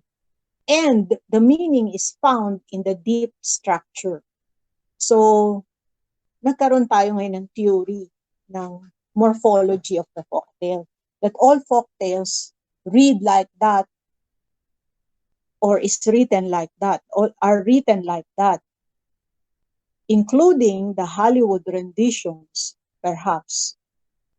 So the structuralist method is important there because the folktales are bearer of religious values. Now, the others are, of course, the structuralist approach make possible new understanding of linkages among poetry, drama, and fiction in such proto-religious forms as myth, legend, and folktale, and less interested in meanings than in the way these forms and structures provide the conditions for meaning. I mentioned Tolkien. The real The real Catholic in the partnership, no, the best, these bodies, bosom bodies, C.S. Lewis and J.R.R. Tolkien. But of course, Tolkien was Catholic. C.S. Lewis did not convert, but he was talking Catholic, talks like a Catholic. And the Fellowship of the Ring, Two Towers, and Return of the King have always been seen as a retelling of the Christian uh, Christological narrative. So that you find in the deep structure of the Bible replicated in all of those epics, modern epics like Narnia and Tolkien, Fellowship of the Ring, Lord of the Ring trilogy. So in the deep structure, you find there the sacrifice, the the the um, abandonment, the the journey, and then the resurrection. And you have all of those images somehow found because the meaning is there somehow. It is the structure and the deep structure that provide more layers of meaning. No? Next slide, please. The another specific method would be coming from phenomenology, no? New mode of the expressive and mimetic orientation. So it has overcome the gap between literary and non-literary forms, focus on the sense of life and manner of expressing vision, increase our perception of what is distinctive about experience, life, world. So in recent decades, you have other forms like literary journalism. Schindler's List is actually literary journalism, and many other epics that we have watched recently. And of course, epistolary fiction, the Screwtape Papers, letters by C.S. Lewis, containing, of course, discussion on Christianity and all that. And so they are drawing from their personal experience, their meditation on contemporary life. And you do not have here the regular forms na poetry, no fiction, drama.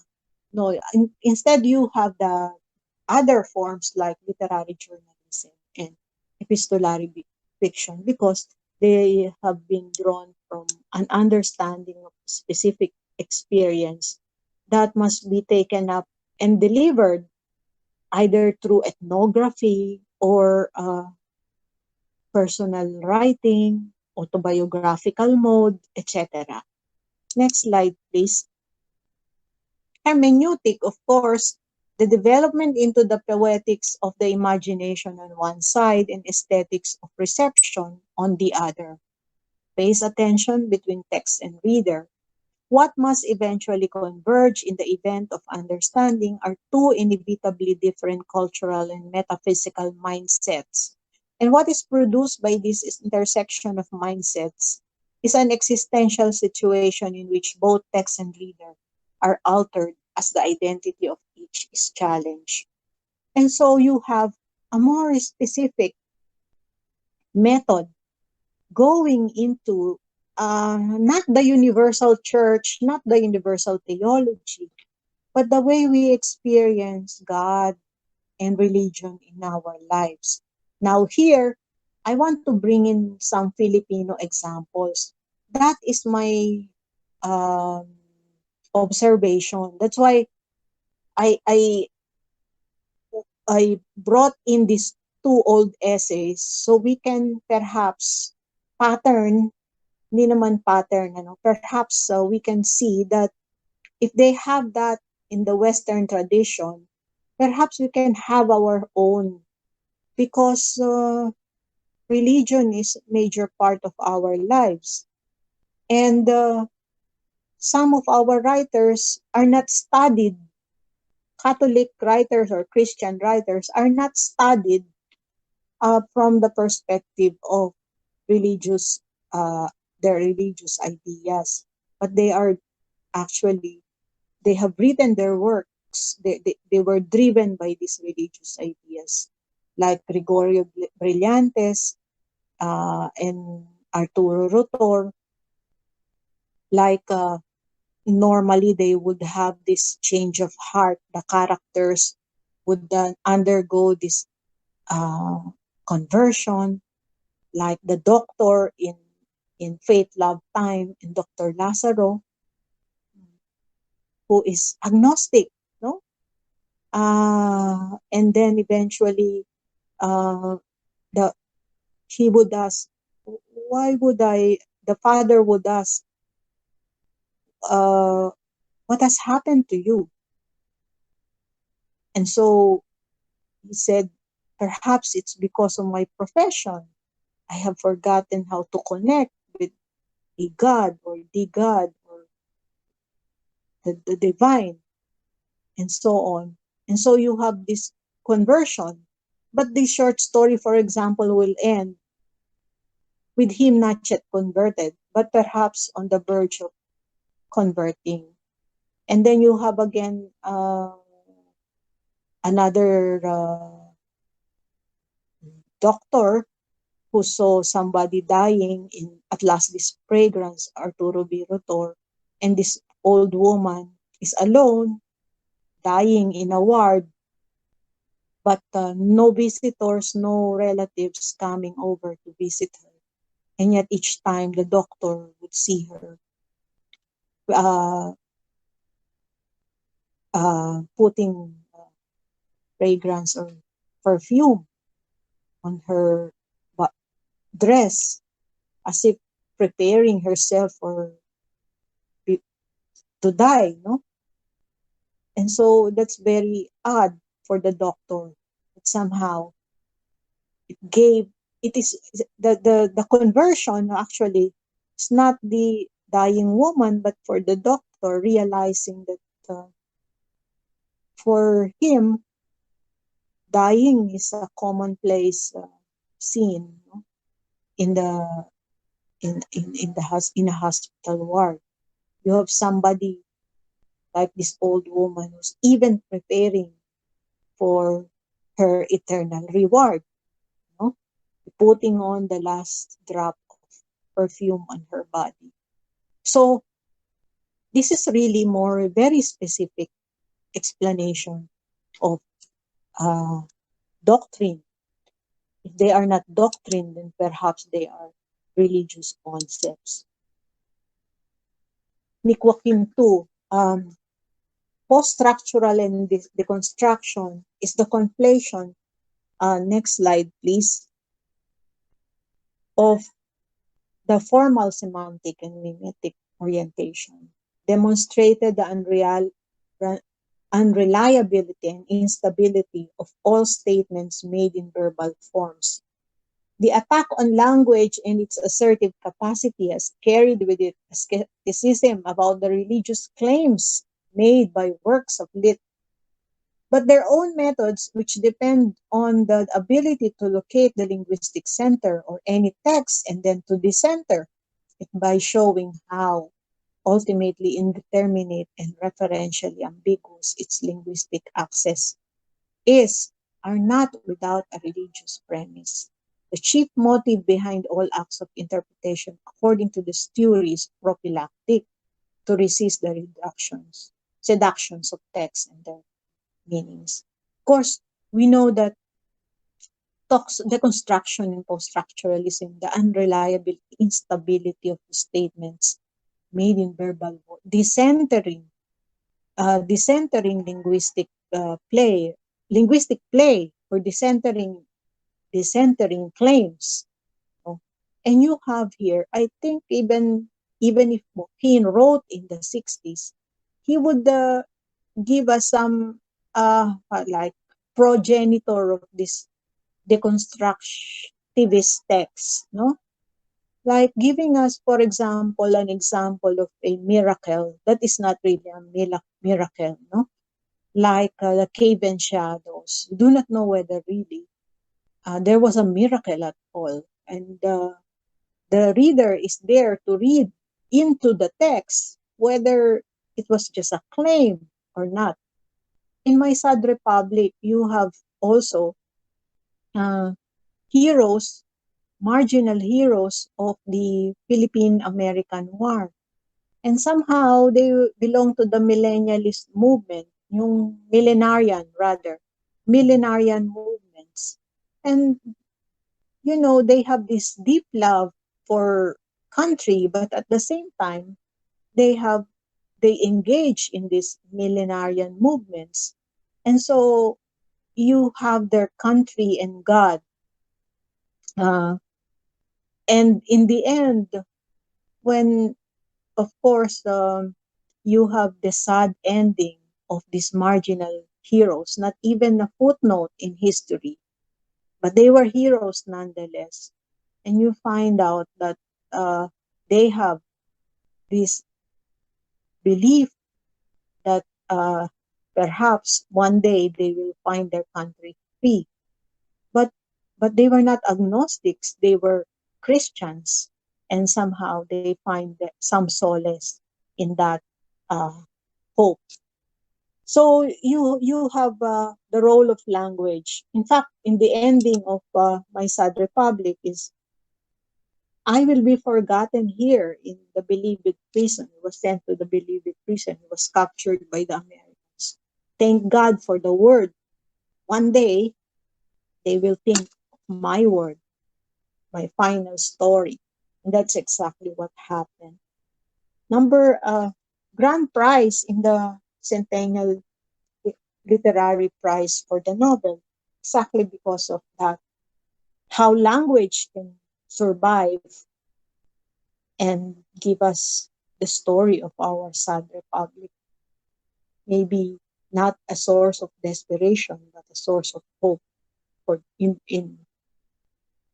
those who have been left behind. Next slide, please. So there are challenges. One is vulnerability to subversion from without. You can be contested, no? You'll always have a detractor. The danger in the past came from the theologization of criticism and the dogmatization of religion. So we avoid the criticism becoming like a sermon, a priest sermon, no? Or religion becoming too dogmatic that we do not enjoy anymore the reading and or the film or the art form. Writers are self-consciously agnostic in this case, even atheistic. Samuel Beckett, Albert Camus, Franz Kafka were turned into crypto-Christians, while writers as religiously unorthodox as Gerald Manley Hopkins, Ignacio Silon, or Nathaniel Hawthorne were converted into spokesmen for the church. So normally they are passed off as what? Almost a non-believer, but they are believers nonetheless because the way they present. Um, you have Camus, a Christian existentialist. No? He's not like Sartre's atheistic existentialist, but Camus is really a believer, and his depiction in The Plague is an evidence of that. Uh, Talking about that plague and how somehow all the endings of his works show us uh, the choice of man is always toward that which which is a choice of hope, not a choice of desperation. So not being dogmatic or doctrinal, but somehow to be somehow more of grounded in the reality of the context and position of the writer regarding his view of life. Next slide, please. The field Another challenge is the field is currently endangered by the reification of criticism itself into a new hierophantic mode.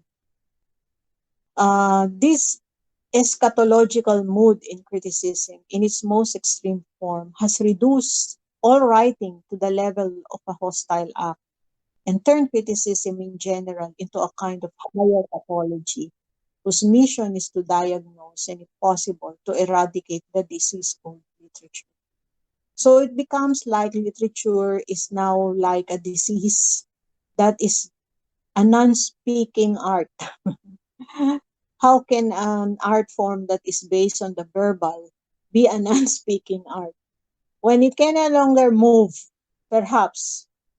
So here you have an example in French Lieutenant's Woman, the self-reflexive, unreliable narrator, Victorian era, 18th century, wherein to you have him um, giving us the point of multiple points of view, even giving us alternative ending. So it is like eradicating the old form or convention of literature, which is to give us an ending, to give us one voice, etc. So it could be like that, but then it can still be a religious text or replete in religious themes. And the fact that in French Lieutenant's Woman, you have the woman somehow a, a very different one, uh, shown to us by the unreliable narrator with great understanding and compassion. It's like having a religious novel in a kind of a Victorian setting. Another, next slide, please. Another challenge would be conceptual in the humanities. Conceptual challenges in the humanities have not kept pace, if it is true. No? Indeed, in certain instances, have fallen woefully behind. Developments in the social science and behavioral sciences, like Durkheimian sociology, Weberian sociology, post-Freudian psychology. So literature may not be successful in documenting the role of religion in our lives or in the interplay. But somehow, some works may be used again and again that they can be reintroduced for that purpose to help social sciences perhaps do their work, like 1984, still very relevant with the now with the explosion of technology where we are no longer safe, no, the panopticon, some Jeremy Bentham, and still ever relevant, I would like to think. And the fact that they have adopted Han, Handmaid's Tale of Margaret Atwood for a series, no? It's because of its relevance. When I read it like it's it's not set in a particular place and time. It's like a tale, really. You do not have, is it 19th century, 18th century, or whatnot. But then it resonates. And so it can be like that. The sexualization of society, the sexualization of women, participated in by consumerism, and you have a handmaid, no? Like that. Although the representation here by Atwood is to the extreme, but somehow it can be like that. You have that problem still, and you have the extent. The if it gets worse, you will have that milieu replicated as replicated by Atwood in The Handmaid's Tale, and also the Goldfinch, about somehow the smuggled art and the impact on the lives of the people who who have been left behind by somehow we have, for example, smuggling and all of those um, characters from the underworld. If you read sociology texts, or you read or you watch CSI or Lock Abroad, mga nasa National Geographic, yun yung non-fictional representation. Pero if you want a fictional representation, you go, for example, to Goldfinch or Orhan Pamuk's Museum of Innocence, wherein you have a love story set in the time of the dictatorship, no, in a particular country like Turkey, no. So you can have the sociological aspect uh, somehow represented there. But that does not mean that because these are very recent stories, you have the absence of theological doctrine or religious concepts. You will still find the impulse there. Now, the possible gains, according to all of these, are words of Gan. I have nothing to uh, I have nothing to add. I've just added the examples for clarification. He said these are the possible gains: metacritical impulse, systematic reflection between literature and religion. The meeting point, not them separately, but the meeting point, as I have mentioned a while back. Theoretical advances in all fronts. Marami nang nangyari na pwedeng i-update. Si luma na rin yung mga sinabi niya. Conceptual advances in humanistic method, like the digital humanities. So many, perhaps some websites that bring in the uh, religious life. No? Semiotics could help understand particular levels of experiences because the method of semiotics go into the evidence of language and utterance. Post-Freudian psychology could help in understanding cognitive, agentic, and affective human experience, the role of sublimation, transference, and repression in the realm of the aesthetic. So some elevate role of theological formulations in cultural life can be addressed cross-culturally and synchronically. These are the possible gains. And then perhaps we can bring in philosophy too. Philosophy, religion, and literature can help each other like a three-way interdisciplinary collaboration. Like the Garden of Evening Mists, if you have prisoners of war and how they deal with memory of their torture. Antoine uh, Eng's novel explored that. That perhaps can give us an idea what war trauma is all about. Gabriel Garcia Marquez, Nobel Prize winner, gave us the experience of dictatorship and military rule in Colombia, but in a mythical novel, 100 Years of Solitude. And we can see how the religion, the religion, particularly Catholic religion, has been very influential in informing that experience uh, with the state control. Ilustrado of Miguel Sihuco, martial law years, and how the eradication, is a critique on how short our memory could be, and somehow we can we can we can see how the novel can help uh, address that. In the faith is so much there.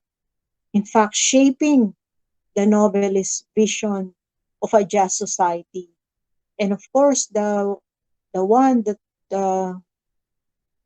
gain Ileto honor and esteem would be the Passion and Revolution, where a reading of the Passion became a method for, the reading of the Passion became a way to understand the underside or the marginalized narratives of the revolution against the American period, against the American colonial government. So you have possible gains. And religion cannot be taken out of the equation. They are central. We do not have to look at religion with embarrassment anymore or even awkwardness, because religion is always there. Deepened. It deepens our understanding of history and history of thought. Next slide, please. The possible gains would be also continued here in this slide: the place and play of theological formations in religious and cultural traditions. The following questions: do theological conceptions operate on any level of cultural and religious life than systematic discourse? Are they influenced by cultural frames of reference, even as they insinuate themselves into and help alter those frames? Do they refer only to a certain species of ideas, or may they also refer to a distinctive range of questions? Does theology function in various traditions to verify the existence of certain objects with which its propositions are supposed to correspond? Or is it instead an instrument for determining the implications that certain propositions have for the reorganization and enhancement of human experience? My suggestion is we can just focus on our faith, Catholic faith, perhaps, because that's our charism as educators in a Catholic university. And I saw, for example, in our own curriculum, why I look at the curriculum that is on the website. It used to be Catholic literature, Catholic literature. Now it's called religion and literature. So it is more, it's wider, it's broader. So the old curriculum is Catholic lit, the new. Pero we can retain Catholic lit, and we can also have really religion and literature in the same curriculum. So I'm glad that there is no more embarrassment, because where did those impulses really coming from, but from a deeper understanding of uh, our mission on earth. Why am I here? That's the basic question in mind. That animates our writing. That really deepens our writing. Next slide, please. I would like, on my second or third to the last slide, to look at a particular novel. Kaya ko ginawa tong lecture na to dahil wala nga akong makitang ganyang engagement sa Philippine Lit or Philippine religion or even sa cultural studies. Wala akong makita na kamukha nito na essay ni Gunn or ni Eliot. Sana kung may panahon maisulat ito para makita natin yung interplay ng ating belief sa ating buhay. And say, okay, we begin with the evidence or the text, then we can go to the theory later on when we have the time and resources. One example of late would be smaller and smaller circles, Catholic novel. In fact, we presented, three of us, two of my graduate students presented a reading of smaller and smaller circles in the Reading the Regions conference of the National Commission for Culture and the Arts last February. Before the lockdown. And I read on it as a city fiction. And then another student, Ruth, Torres read it as detective fiction. And another graduate student, Isaiah Garcia, one of our two, both our faculty members, really read it as a Catholic novel. So here we have a novel that we can study and we can cite as example, where you have all the post-conciliar issues. My student's thesis can be a reference for this. He talks about the post-conciliar issues, post-Vatican II issues of the church and the role of the church in our lives after the Vatican II, where you have all those uh, reforms done. Now you have several things happening in the world in the 1960s that prodded our Pope then. So, uh, 20, si Pope Pius and Pope 23rd, John the 23rd ba yung ating popes noon para bago magkaroon ng Vatican II. Kasi nga, they need to bring the church closer to the people, to the laity. So all of those post-conciliar issues are somehow subtly, hindi naman taken up in an expository way, no. But subtly, because it's a novel, it cannot tackle those. It will be too boring to be tackling those. But of course, you have time, and again, you have these themes tackled there, the banality of evil that is moving in smaller and smaller circles. If you have witnessed a crime like abuse, pedophilia, and you just watch and you did not tell authorities because the perpetrator was a teacher or a person of authority, what becomes of you? So yung sa number 5, you become felicitous to crime. And where is the Christian value there? So that it becomes moving in smaller and smaller circles. We always have novels depicting the Smoky Mountain, that it becomes too commonplace na. But here it's depicted again. It's where the first body of the child abused and killed. No, not abused, but just killed, murdered by a serial killer, dumped there. So you have then another reworked symbol and symbolism in the Smoky Mountain. Courtesy of, if you remember, in the 1980s, you have James Fallows talking about the failure of the Aquino government in curbing all of the problems, those inherited problems from the Marcos era. And then there's a picture there in that article from Atlantic Magazine of the dam site. So it started with that. That's a foreigner looking in. And of course, you have local artists and filmmakers also treating that dam site as veritable Eliotian wasteland.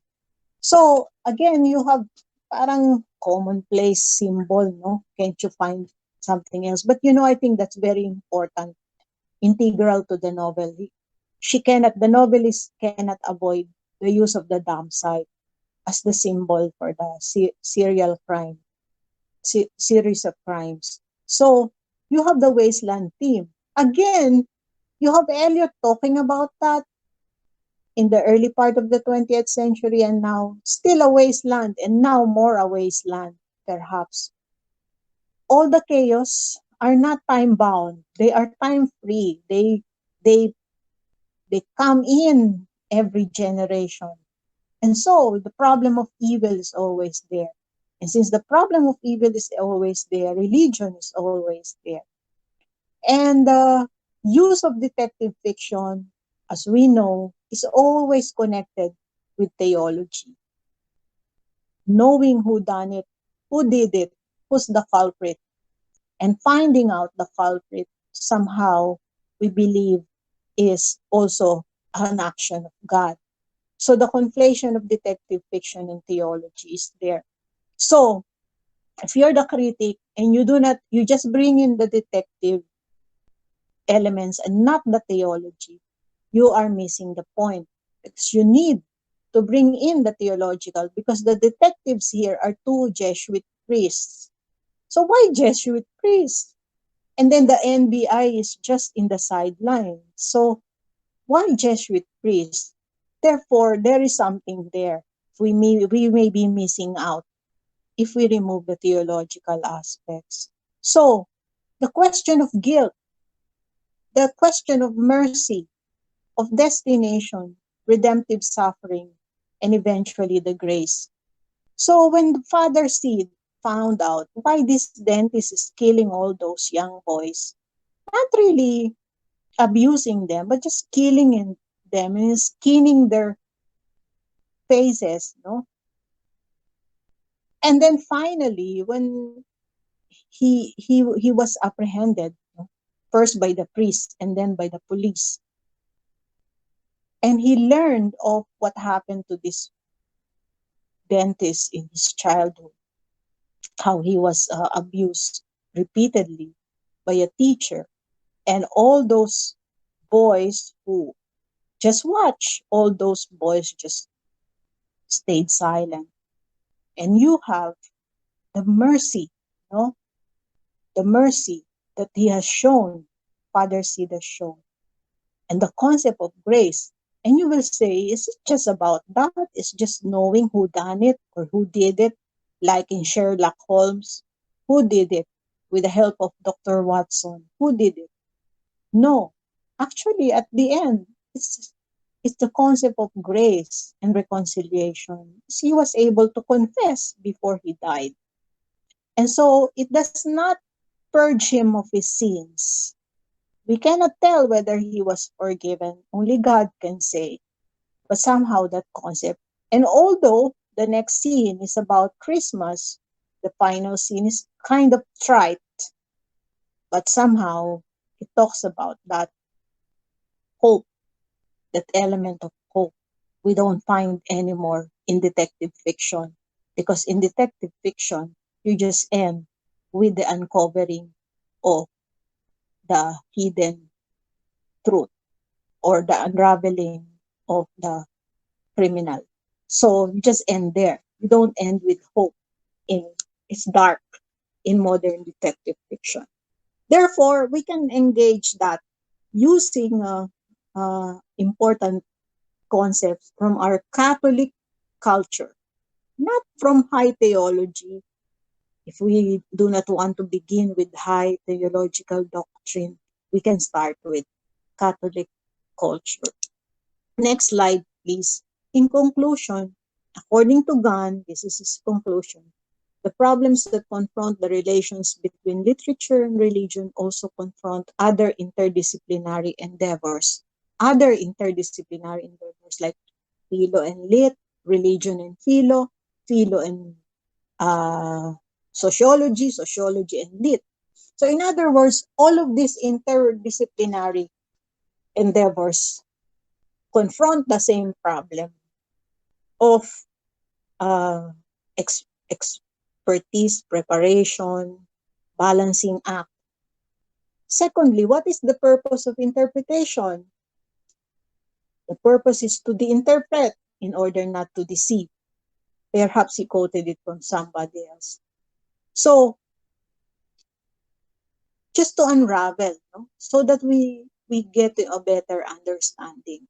And thirdly, the best approach for Gunn is to study relations between literature and religions, not in terms of pathology, how they work or how they were done, but in terms of ecology, in the light of that cultural experience in relation to which they were originally construed and can still be construed to make sense, even to seem true.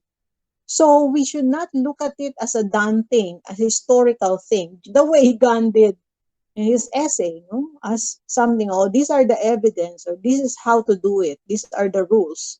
but rather in the light of the economy, how they interrelate and how they pay, come to an interface.